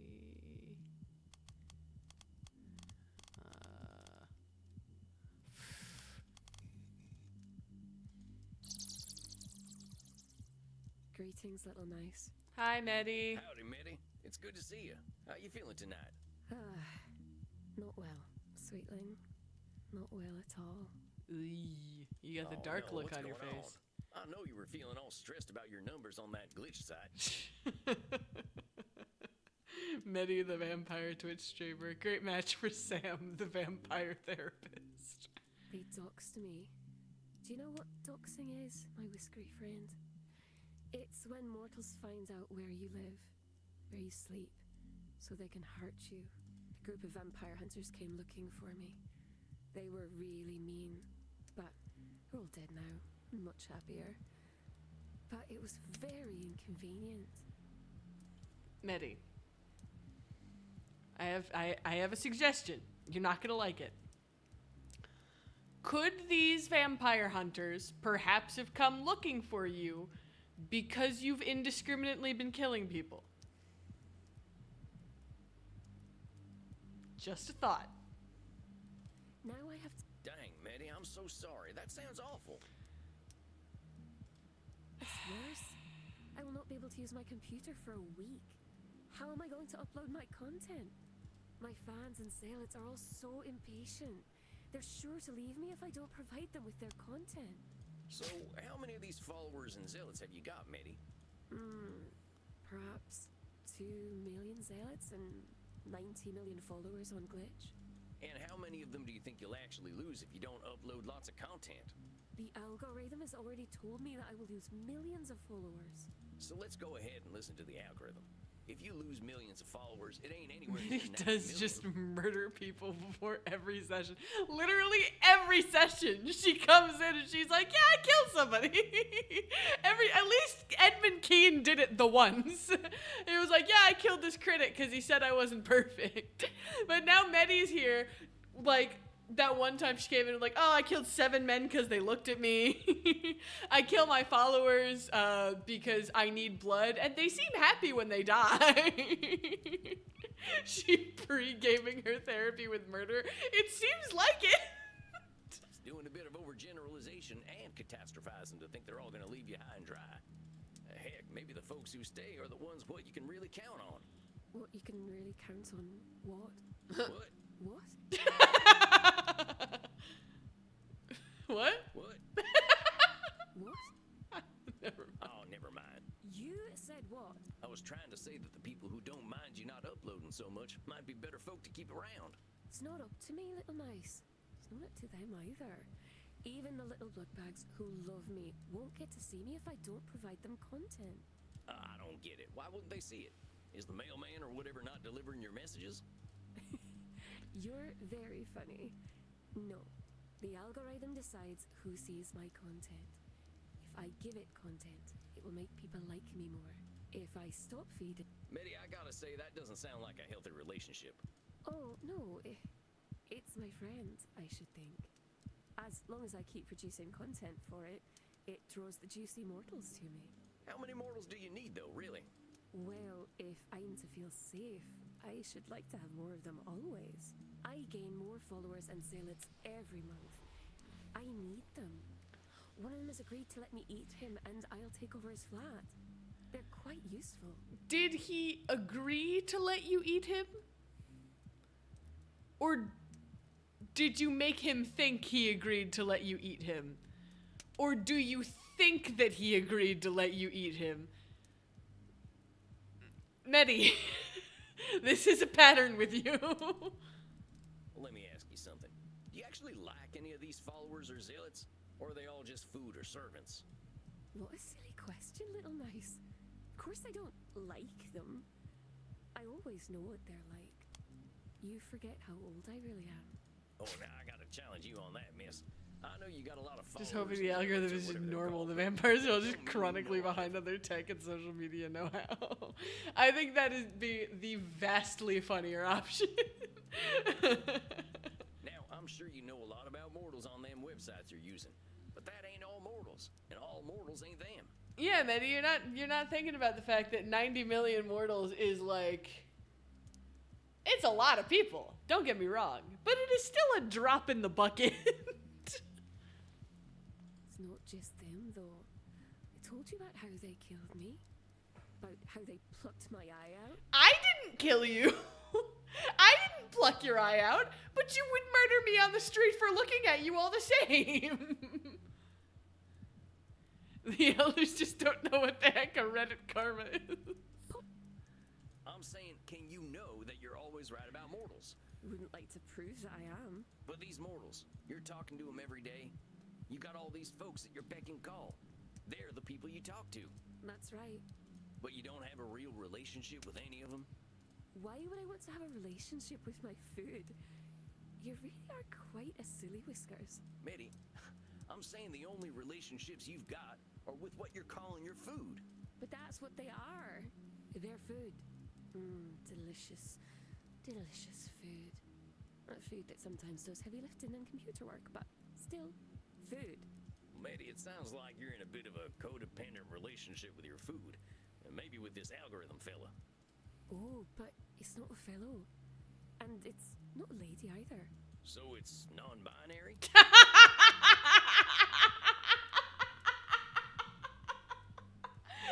No, it claims that it is entirely binary. All ones and zeros. Does speak very strangely sometimes. It's an NP. Well, whatever they are, seems like as soon as they showed up, you stopped having any real friends. I wouldn't have time for friends anyway. The algorithm says that I should always provide content to my community, and that takes all night.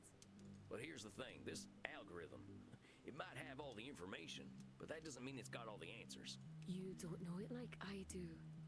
Do you know what I really like about the algorithm, little mouse? Unlike the ancient gods the old clans used to worship, or the Abrahamic gods that came after, it treats us equally. I highly doubt that. If we provide content, we will be rewarded.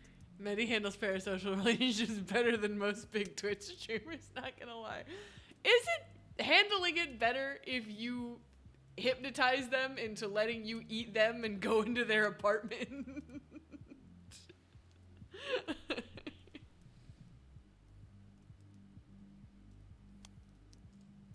No. This is the danger that Raziel is inflicting upon the world. A sort of... If we provide... Medi, you're saying this thing is fair, but what does fair mean here? You got 90 million followers. You got 2 million zealots willing to kill themselves for you. This thing is tapping itself into the reward center of your brain, but it's giving you a hell of a lot of stress in return. That ain't a fair deal either. Yeah. I suppose it does change its mind quite often when it decides it likes a new type of content better. I often do lots of work that it ignores. Let's talk about these rewards. You say it rewards you with more mortal souls, right? Highly engaged mortal souls, ready to serve me, should I need them. But you said you had souls already back in the pre-social media days, right? And you didn't need 90 million of them. That's true, but it does make me feel quite special when the number goes up. Is that number going up good for you, though? Not just the stress of managing all them folks, but drawing the attention of vampire hunters. Would you be doing any of this stuff if the algorithm wasn't demanding it? Did ask me to play a game that I did not like very much the other night, and I pretended to enjoy it. It's called Call of Nationalism. It's all about men who are proud to be angry, which I find very upsetting. See, that's just what I'm talking about. What about what you want? Did you get to that knitting you wanted to do? No. I had to play the terrible game about insecure man-worms. I don't know what to do.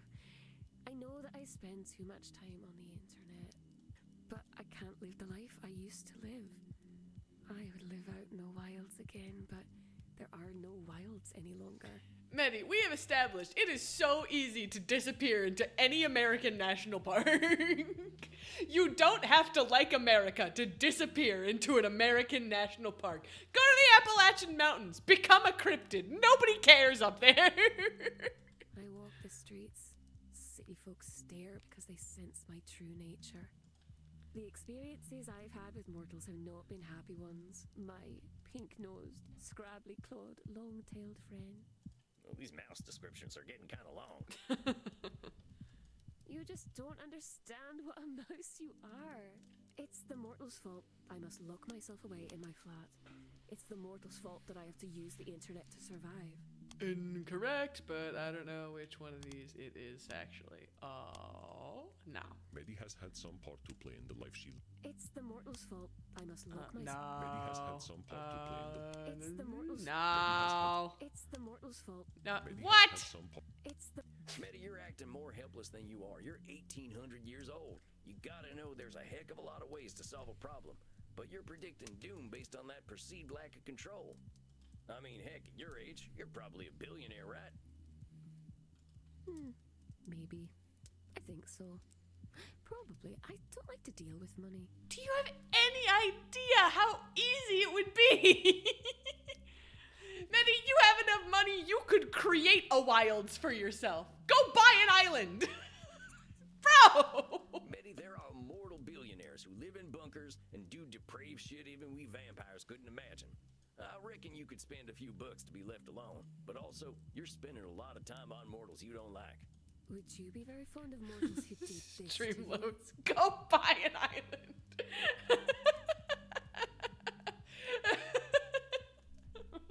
Look, all I'm saying is this girl keeps saying she wants to go back and live in the wilds again because she can't because the wilds don't exist anymore. Medi, I'm not saying that the wilds haven't been lessened. They have. Deforestation exists. But they're still there. How many people just go missing in the woods? You could so easily go missing in the woods, and you are an 1,800-year-old vampire. I am sure you've got some kind of mindfuckery skill that if somebody trips over you while you're taking a nap in a moss pile, you could convince them that they tripped over a rock. I'm positive. Dude, you could absolutely go live in the woods if you wanted to go live in the woods. Just go. The only reason they found the Unabomber is because he said an idiom incorrectly and his sister-in-law recognized it. That's it. Come on, man. Well, no, I wouldn't. I'm sorry. But you gotta admit, you're giving a lot of time and energy to people you don't like. You're resenting them, and I can't blame you. Of course I resent them. They're all quite awful. Any one of them would hurt me if given the chance. Go live in the woods then. Maybe I gotta say, that's some Nosferatu thinking. You've been around a lot longer than me, long enough to know there's almost nothing that's all good or all bad. I know we both spend a lot of time in nature, and nature has a good way of disavowing us of our more extreme beliefs and overgeneralizations. I needed emphasis, and that required getting really close to the microphone. I suppose that's true. I once saw a wolf and a deer having a romantic relationship. Well, at least there was quite a lot of licking involved. Oh, I didn't see nothing like that, but maybe I would have if I'd stayed in the wilderness longer. Let me ask you a question. If you're thinking all these followers of yours are a certain way, what if you're at? Very frustrating, Silly Whiskers. You keep telling me that I'm doing cognitive distortions, and then you say they're correct. Well, I'm just wondering about these mortals the algorithm sends your way. What does it say about you that makes them check you out in the first place? Well, I suppose it shows them that I'm pretty, and that I play video games they like. And they might get to see my body parts. Do they know that you're clever and funny? Do they know that you've got more life experience than they could ever reckon? There's no time to talk about that kind of thing, silly. They scroll past streamers very quickly. You guys are sticking around, right? You're not just scrolling past, right? I have less than Just a asking. second to make an impression. That's what the algorithm tells me. So you got all these millions of mortals following you because you're easy on the eyes and like some of the same video games they like? More like easy on the eye.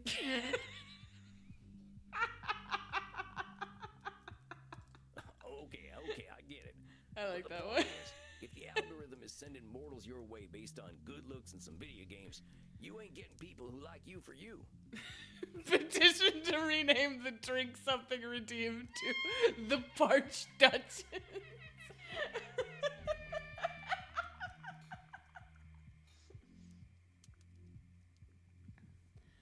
I won't name it to only the Parched Duchess, but I do like. I could do the Parched Duchess parentheses drink something because I don't think the Parched Duchess is enough for everyone to immediately get what it is. But I do like that. Hold on, wait. Actually, I think I'm gonna change that right now.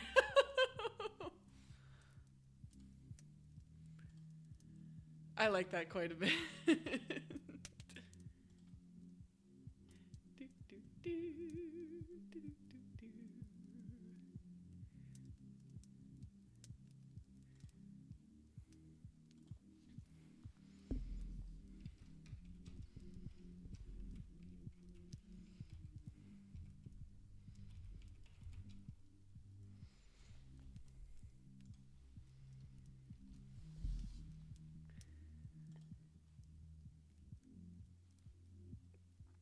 Officially adjusted.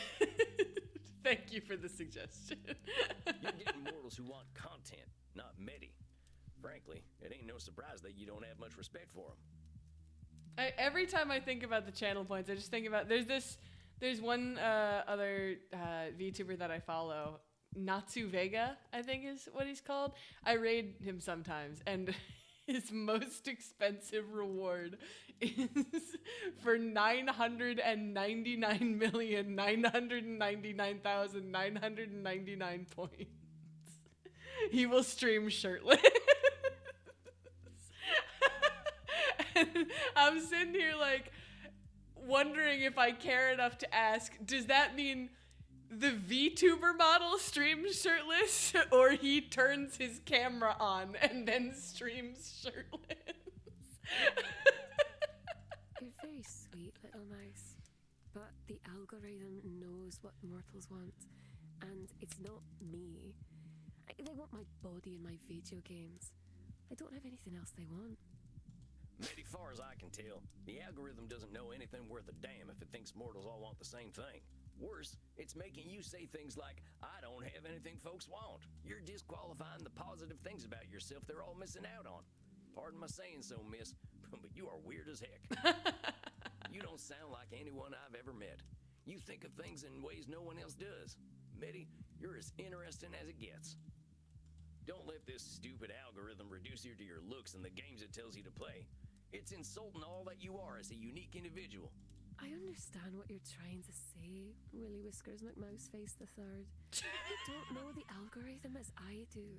It doesn't insult anyone. It just collects all the information about everyone and everything, recognizes patterns, and shows me what those patterns are. What it decides is important is based on the thoughts of every human who has ever been online. It truly knows the will of mortals because it knows all mortals. What it's doing is overgeneralizing, Medi. How the heck can all of humanity be reduced to formulas? Yeah, the algorithm doesn't know what I think. On every account I've ever had anywhere, I tell it it's not allowed to personalize my ads. It can't. So what's it doing? It's shaping humanity by reinforcing what folks are already paying attention to. It's telling you to play Call of Nationalism and rely on sex appeal. It's telling the mortals to only care about them things that are popular already. Don't explore. Don't appreciate things that are weird and unique. If this algorithm gets what it wants, what'll happen?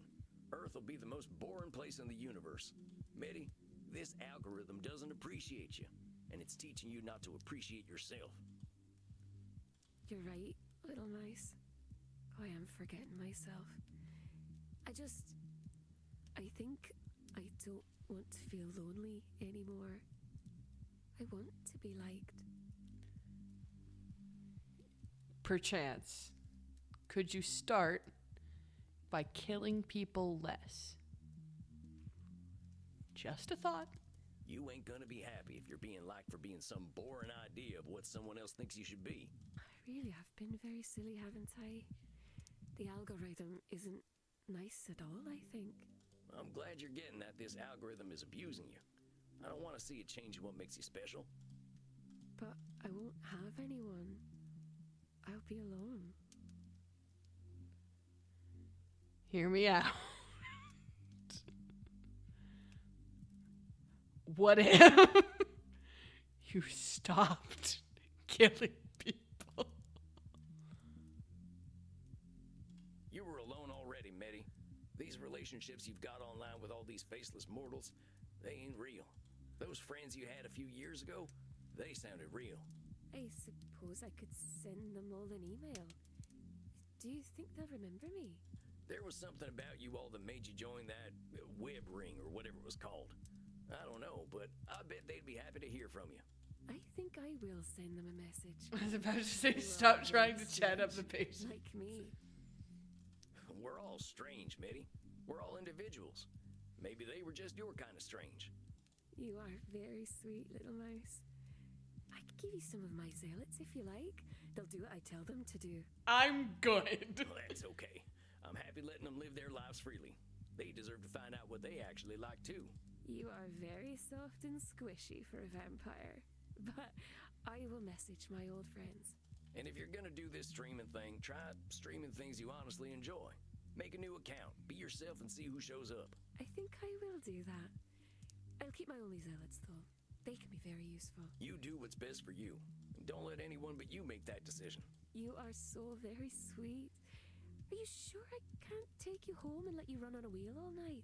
I'm pretty sure. I'll see you next month then, right? I want to hear all about how you're handling your weird self.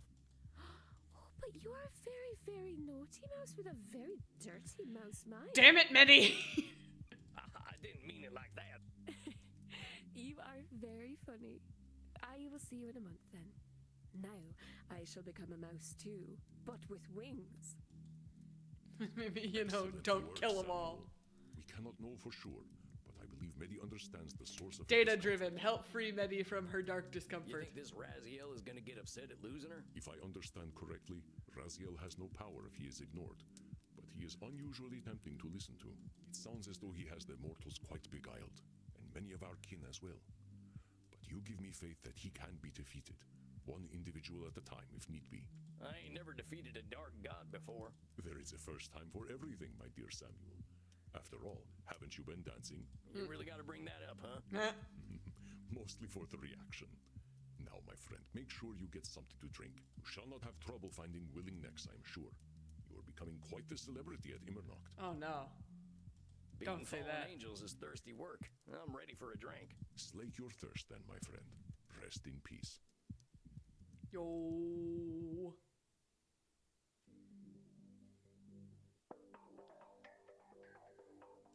Funny to think vampires being born now are growing up with the internet. We're gonna have to reckon with that someday. Oh, hi, Aludra. How you doing? Thanks for the party of 5. Appreciate it. Coming in to join Shrimpy, I see. I like that emoji. Or, shit, what are they called when they're like special little animated ones? I don't know. I just know they're fun. Oh, we came from Dutch to Dutch. Playing Red. Ooh, very nice. Wait, which one? Red Dead 1 or Red Dead 2?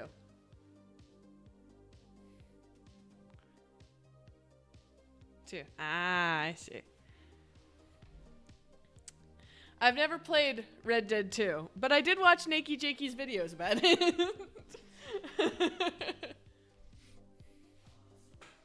Best horse game on the market. I'm sure Sam would love it then. I hope Maddie's realized that being herself is the best person she can be. I'll consider it. I've got way too many games I need to play now, though. I've still got to...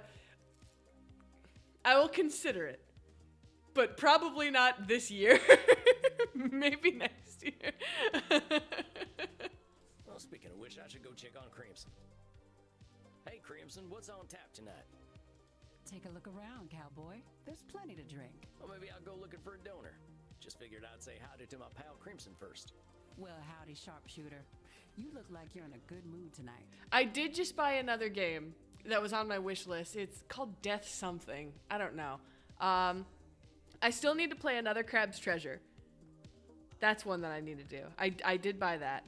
I need to finish Nier Automata at some point, though not soon. Oh, shit, Ad. I guess I am. You know that ancient client I told you about? I think she's finally realizing that some people are going to appreciate her for being who she is. Maybe she ain't going to have 100 million fans, but the people who genuinely like her will be there for her.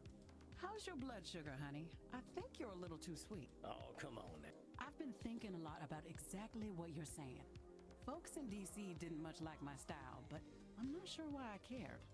Don't beat yourself up over it. I think we all do the same thing.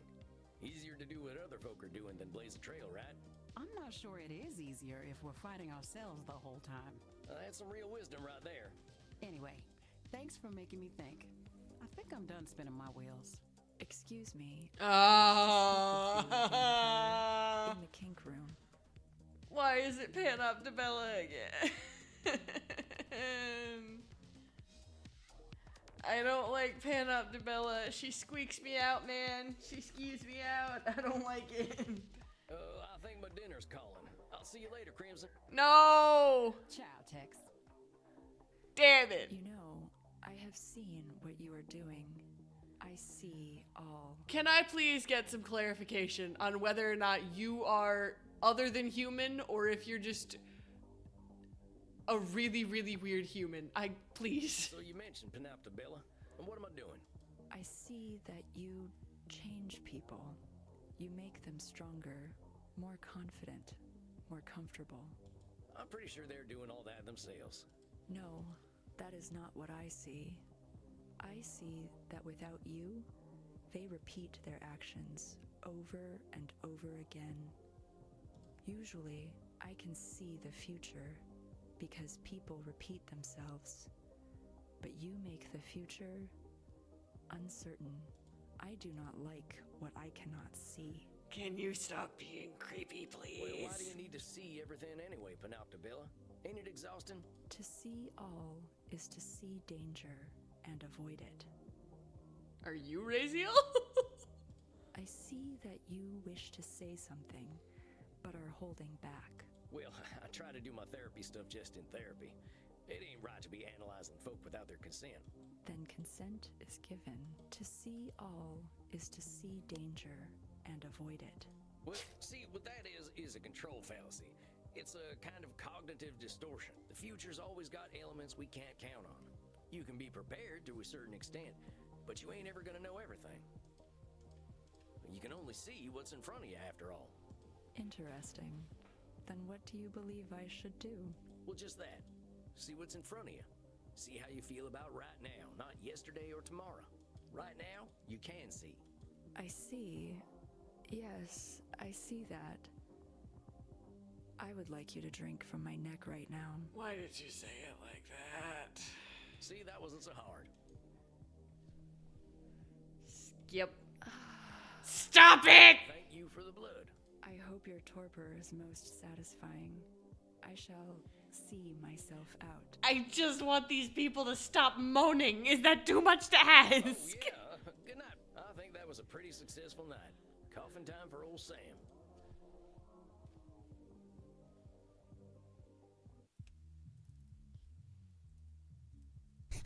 Well, if it isn't the gunslinging guru of mental health himself, Good evening, Samuel. I don't know why they always moan. I would like them to not do it anymore. It seems you have made quite a reputation for yourself in a very short time. It's hard to believe I've only been here in Germany for 6 months. In that short time, I think I've grown more than I have in the last 200-some years. You are quite correct, Samuel. It is truly gratifying to see you grow and change. Of course, our mental health journeys never quite end, do they? I am sure you still have much to talk about, but let us first take a moment to breathe and meditate. That sounds like a good idea. Give me a chance to center myself. Very good. Now close your eyes and enter your place of comfort. Isabella Deste. I wonder. How was Andy squeezing to that suit anyway? Why are you only having sexual thoughts today? Princess to the rescue. I sure am a lily-livered coward. Alright, I have enough do of you feel, meditation. Samuel? Kept perfect focus during meditation. Ayy! I don't know what was different about that than last time, but you know what? Sure. Yeah, not bad. My thoughts are all over the place, but that ain't unusual. I'm glad you have that perspective, my friend. What came up for you tonight? I've still got my head wrapped up in my past wrongs. I feel like kind of a yellow belly for running away from them to come here. I mean, you do have a health insurance mafia on your tail. But dang it, there's me labeling myself again. Why are you calling yourself a yellow belly then? It's a pattern of mine, that's all. I gave you my history, and it's a history of my running away. I ran from my home, I ran from all the trouble I caused, I ran from my wife and into the hands of a vampire gang, then I ran from them and hid out in the woods. When my gang tracked me down, I ran off to Europe. Whenever the going gets tough, Sam Walls gets going. Samuel, this is quite the oversimplification. I remember a man who came into my office and told me about how he should have made better decisions as a traumatized child. In each of these cases you speak of, you made difficult choices following terrible events. I didn't mean to hit the mic, I'm sorry. Passion for yourself, my friend. I've done that too many times this eve. Yeah, well, I haven't even given you the full story yet. There's another thing I've been running from. What else have you been running I from? got kin, Andy. Distant kin, but kin all the same. See, my wife was pregnant when she up and left me. Didn't even tell me. My line ain't never been strong, thank goodness. But I've got a great-great-great-great-great-granddaughter. Give or take one of them greats. I looked her up, and she ain't living well, Andy. I want to be there for her the way I wasn't for my wife and child. But all I am's the undead man who got her great-great-great-great-great-uncle killed. If I were her, I wouldn't give me the time of night. I mean, you could also just, like, anonymously send her money or something. Which I guess is mind reading, but it seems like common sense to me, too. Yeah, I've tried to make amends, but as far as kin is concerned, well, I ain't done shit. Hell, I can always be confident that I'll do the wrong thing when it comes to my family. I guess that's like being always right about being always wrong.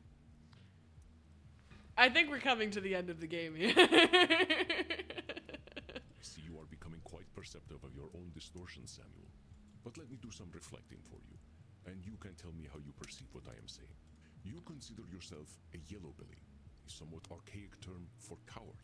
You're archaic. Shut up. I guess I'm still doing a little labeling there, huh? A little. I believe you understand that calling ourselves names does nothing to improve ourselves. All right. Maybe calling myself a coward ain't too good for me. Now then, you said you believe that your distant relative will not want to speak to you because you caused the death of another distant relative. Sounds like I'm doing a little mind reading there. I can't really know what my my distant relation is gonna think of me. Naturally. We vampires have a reputation as monsters, but that is not a universal reputation. In fact, I believe we are rising in public opinion. Yeah, but if they don't see us as monsters, they see us as sex objects. That's overgeneralization. And now you are overgeneralizing. We are as capable of knowing the mind of society as we are of knowing the mind of an individual. Yeah, you're right. I ain't giving my relative the chance to have her own thoughts. I should know better by now. Should statement? Yeah, I know that. There's another should statement. Remember what I have told you. Cognitive distortions are a normal side effect of being human. Cognitive distortion classifications are tools, not weapons to beat yourself with. I'm getting good at this, just as the game is, I think, about to end. Give yourself the same compassion you give to your clients. Now then, let us continue to reflect on your concerns. You also believe that the positive changes you have made in your life are irrelevant where family is concerned. I'm disqualifying the positive by pretending the change I've made don't mean anything. It is your favorite cognitive distortion, Samuel. Your humility is most endearing, but it does often enter the realm of cognitive distortion. There is a comfortable place between extreme humility and extreme arrogance, my friend, and that is in truth. Yeah, I know. When you're right, and you're always right. Always right. You believe I am always right?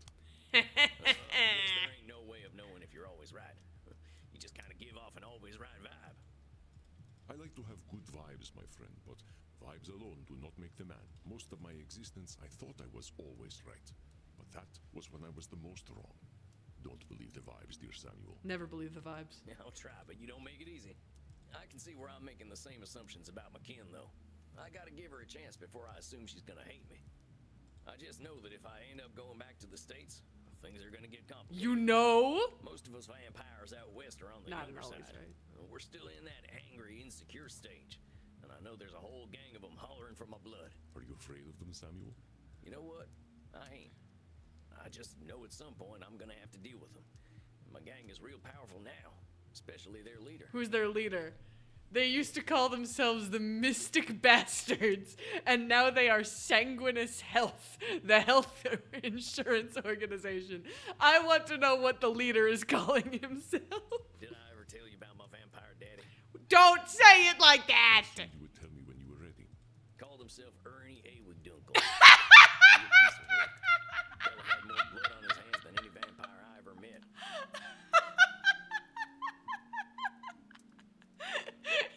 Does not disappoint. I know his name. You know Ernie? He is a part of my darker history, and a part of humanity's darker history. He is your dark father. Well, yeah. Is that bad?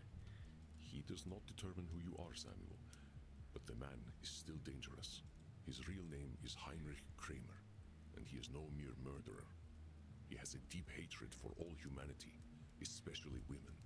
I am discouraged to hear he still lives. Alright, give me 1 sec to see if to look up and see if Heinrich Kramer is an actual individual.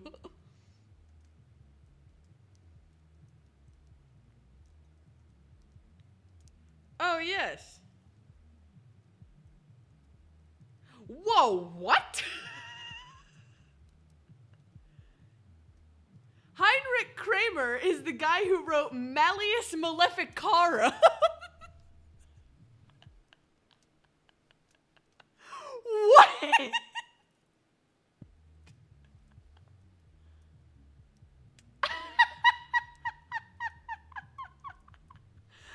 Oh my god! If the game doesn't end with you killing that dude, it deserves 1 star. You're telling me that Sam's fucking vampire father is the guy who kickstarted the Salem witch trial?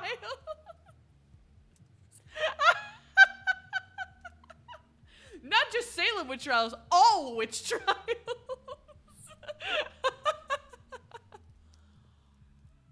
Oh my god. Yeah, how do you know? This Kramer guy, Andy. Samuel, know that I too have given myself to hatred. Wait. You're not his vampire father, are you? Because then I would have to stop shipping you two together on principle, because that would make you technically your vampire. That would technically make you his vampire grandfather. And I would feel really weird about that. So please don't tell me that you're... Andy, don't do this to me. Mortals with a great capacity for evil drew my attention. No, don't do this to me, Andy. No. I do not absolve myself of my actions, but it is difficult to speak of them. Oh, I'm sorry, Andy. I didn't mean to dig at old wounds. Andy, don't do this to me. Don't do this to Not me. be sorry, my dear Samuel.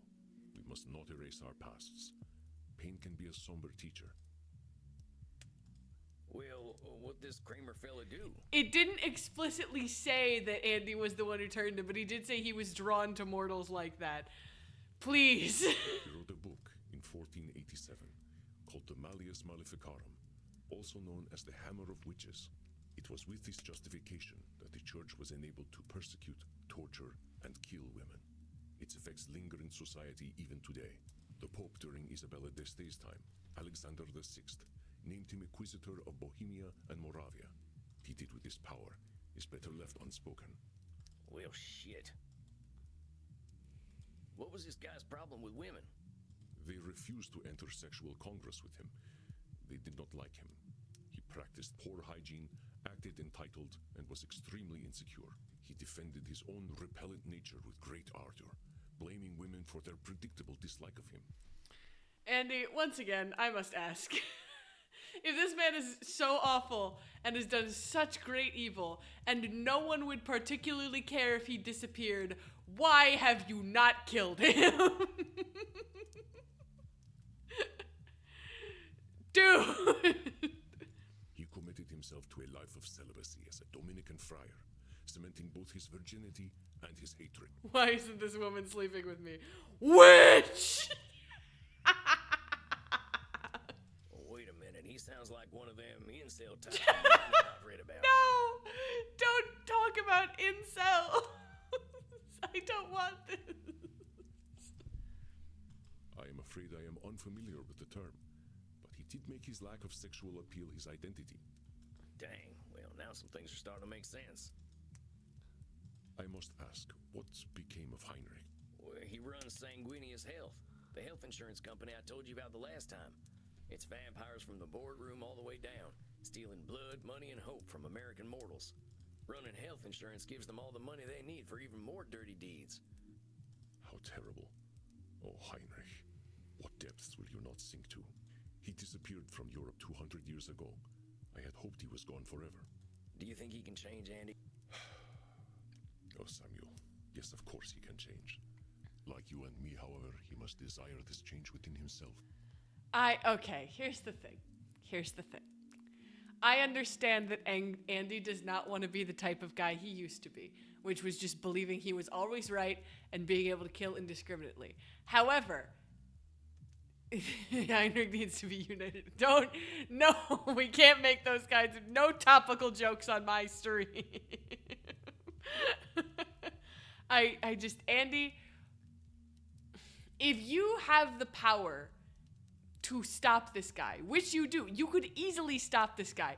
You have so many different powers, and you are 2,000 years his senior. You could easily go get this guy and kill him.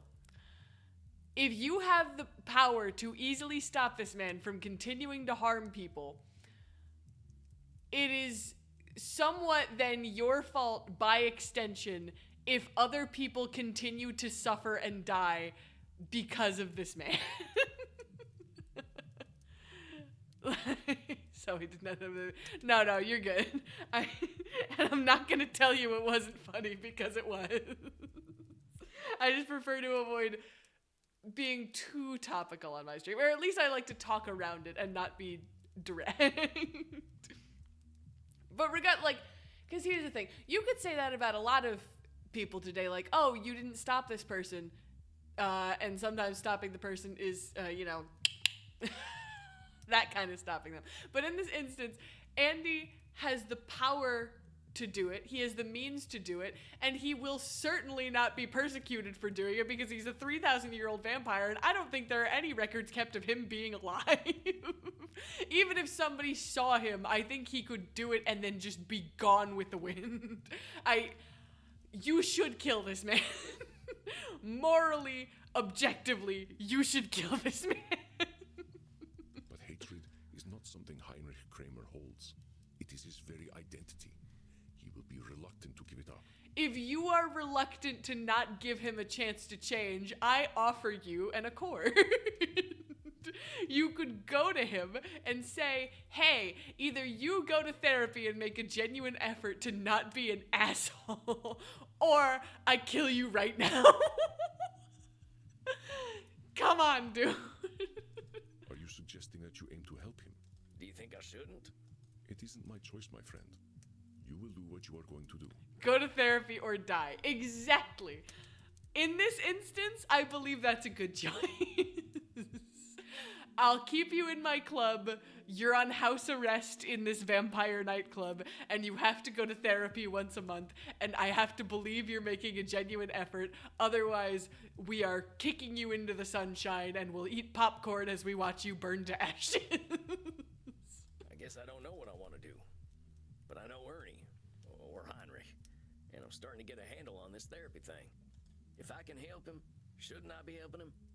Let me reflect for you. You are aware that you have knowledge of Heinrich others do not have, and that you have newfound abilities as a therapist. Therefore, you believe you should help him. I guess that's a should statement, huh? Just because I know him and know something about therapy doesn't mean it's my destiny to try to help Heinrich Kramer. Of course, Samuel. Your own life is your own. You make your own decisions. Yeah, you're right. There ain't no should. I'm glad to hear you recognize this, Samuel. Heinrich Kramer is not your should. Well, thanks for talking this through with me, Andy. I think it's been real helpful for sorting out my thoughts. Of course, my dear. You did all the work. I am merely here to help you reflect. You have become quite adept at recognizing your own cognitive distortions. All there is to decide now is the path you choose from here. Just like Andy can make his own decisions. The decision which should be killing Heinrich Kramer and also that 600-year-old investment banker guy who caused the Great Depression and COVID-19.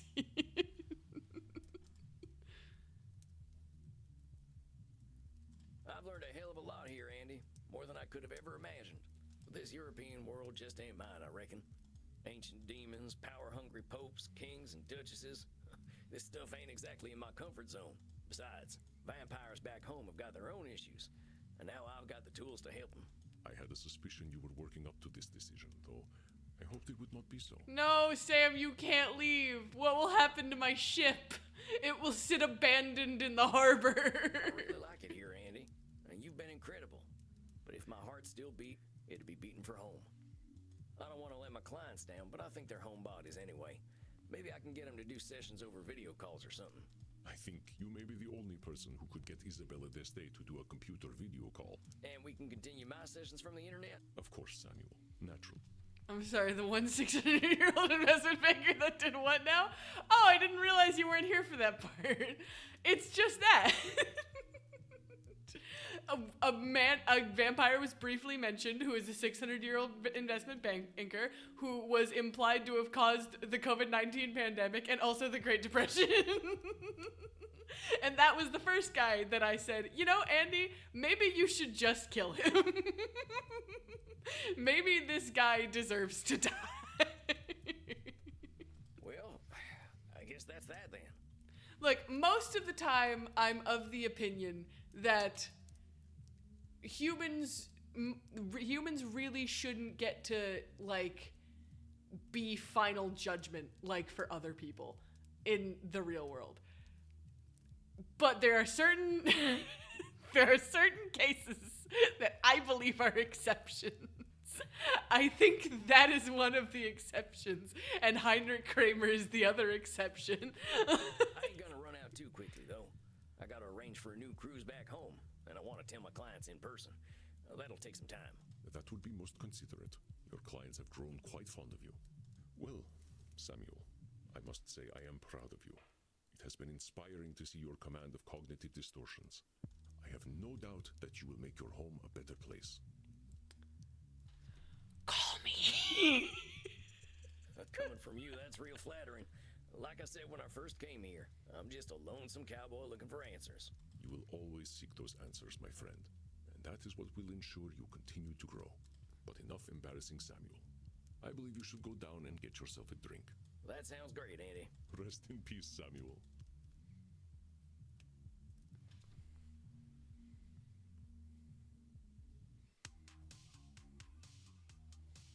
Well, that's it then. I'm going home. Once I let my clients know, I'll head back to the USA. Time to give Crimson the news. Crimson, my favorite barkeep. How's the saloon tonight? Wonder who the drink's gonna be this time. Oh! Crimson's a vampire now. She asked Andy to turn her. You sound a little distracted, cowboy. Got something to tell me? Am I that obvious? You are. You're pretty adorable, Sam Walls. Also, her voice. Oh, I was gonna be like, why does she sound like she's talking with a lisp now? That's a little weird. She's probably talking around the new fangs in her mouth and having trouble. I like to say approachably rugged. Sure, let's go with that. What's the news, cowboy? Well, I've been here for a few months now. I came here to get trained up by Andy, and now that I have been, I think it's time for me to go home. No shit. Well, good for you, Sam. I think you're right. I don't think this place is for you. I mean, I ain't gonna learn German, that's for sure. Moving on just seemed like the right choice. I got some unfinished business back home anyway. You don't seem that bothered by me leaving, though. I figured I might earn at least a frown. Well, it just so happens that I've got some news for you.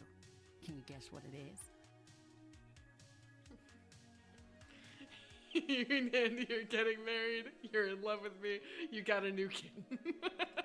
You got a new kitten. I bet you'll name it Sam so you won't miss me too much. You know, that's a pretty good idea. Maybe I'll do that. A Siamese named Sam. But no, that's not it. Take a look at me. Notice anything different? I noticed immediately. Sam's a fucking idiot. How about now? Yup. I really do like that. I think it's very cool of them to have the added detail of the voice actor like suddenly talking as though she's got her mouth full because she's having to talk around the fangs. I think that was very creative. I appreciate that. Crimson! Nice you're a little detail. vampire. Newly undead and ready to bite some necks. Well, what led to that decision? I thought about what you said. About how vampires have got time to start over and time to do things their way. I'm going back to America too. Gonna join a different kind of bar again. Oh, she's gonna be a vampire lawyer. Vampire lawyer and vampire therapist. Tag teaming the evils of the world. The law moves slowly, but I've got time. Dang, Crimson. A vampire lawyer. Look out, world. Kinda sounds like a neat video game. Vampire lawyer. No, it doesn't. But I think I can make a difference. How'd Andy take the news? He knew it was coming, like he always does. Can't surprise that man. I love him to death, literally. And I'll come back someday. I just need to go my own way for a while. Dang. Well, this is some big news. When do you think you're leaving? Figure I'll go with you. I'll need someone to show me the ways of the night anyway. Shucks, well that sounds mighty fine, Crimson. Might need your help going up against the big corporation my old gang is running. You got it. Don't look now, but dinner's just arrived. Is it the German couple from the first night to bring things full circle? Yup! Maxi, look! Crimson! She is now ein Vampir. You are one of the night children now? Looks that way. And we're in the mood for a little celebrating. Sam and I are headed to America. Why would you want to do that? They do have better network infrastructure. Oh, I suppose that is true. Oh, but we will miss getting our necks beaten by you. If you join us in the kink room, we will have a foursome. Come on, cowboy. We won't be in Germany forever. Alone at last.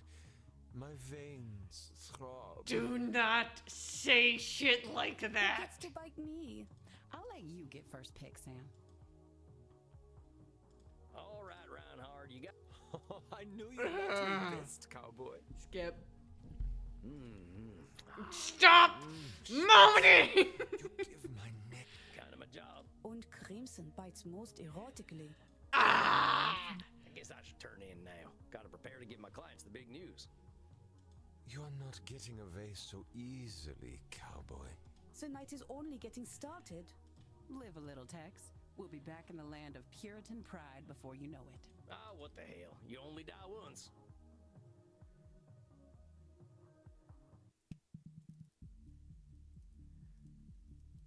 Good evening, Samuel. I believe you are seeing Dr. Drain tonight. Or is it Lord Lourdes? Okay, I gotta be real with you. I am praying that these are short. Well, actually, honestly, here's the thing. I got family visiting me. I'm seeing them tomorrow morning. Even though I'm certain this is basically the end of the game, I need to cut it here. I will finish this next time. It will not be next Friday because I will have other people visiting me. But I will definitely be finishing next time. So let's see. Where's the button? Here we go.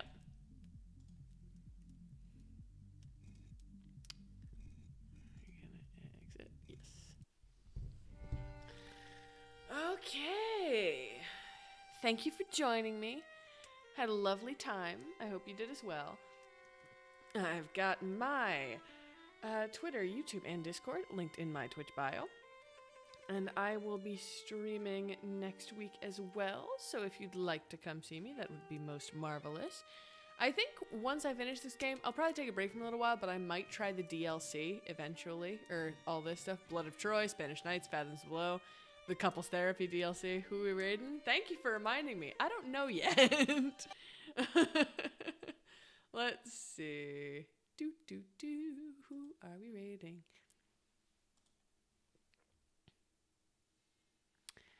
Ba-da-ba-ba-ba. I'm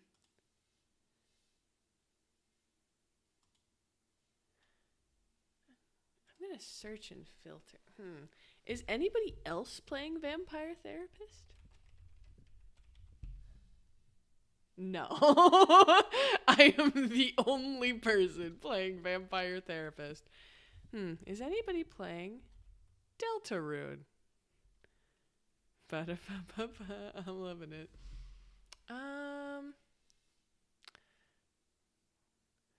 I don't know who you are, but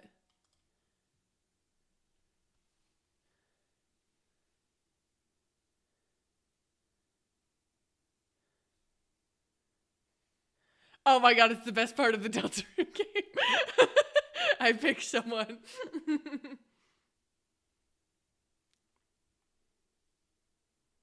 Bye-bye.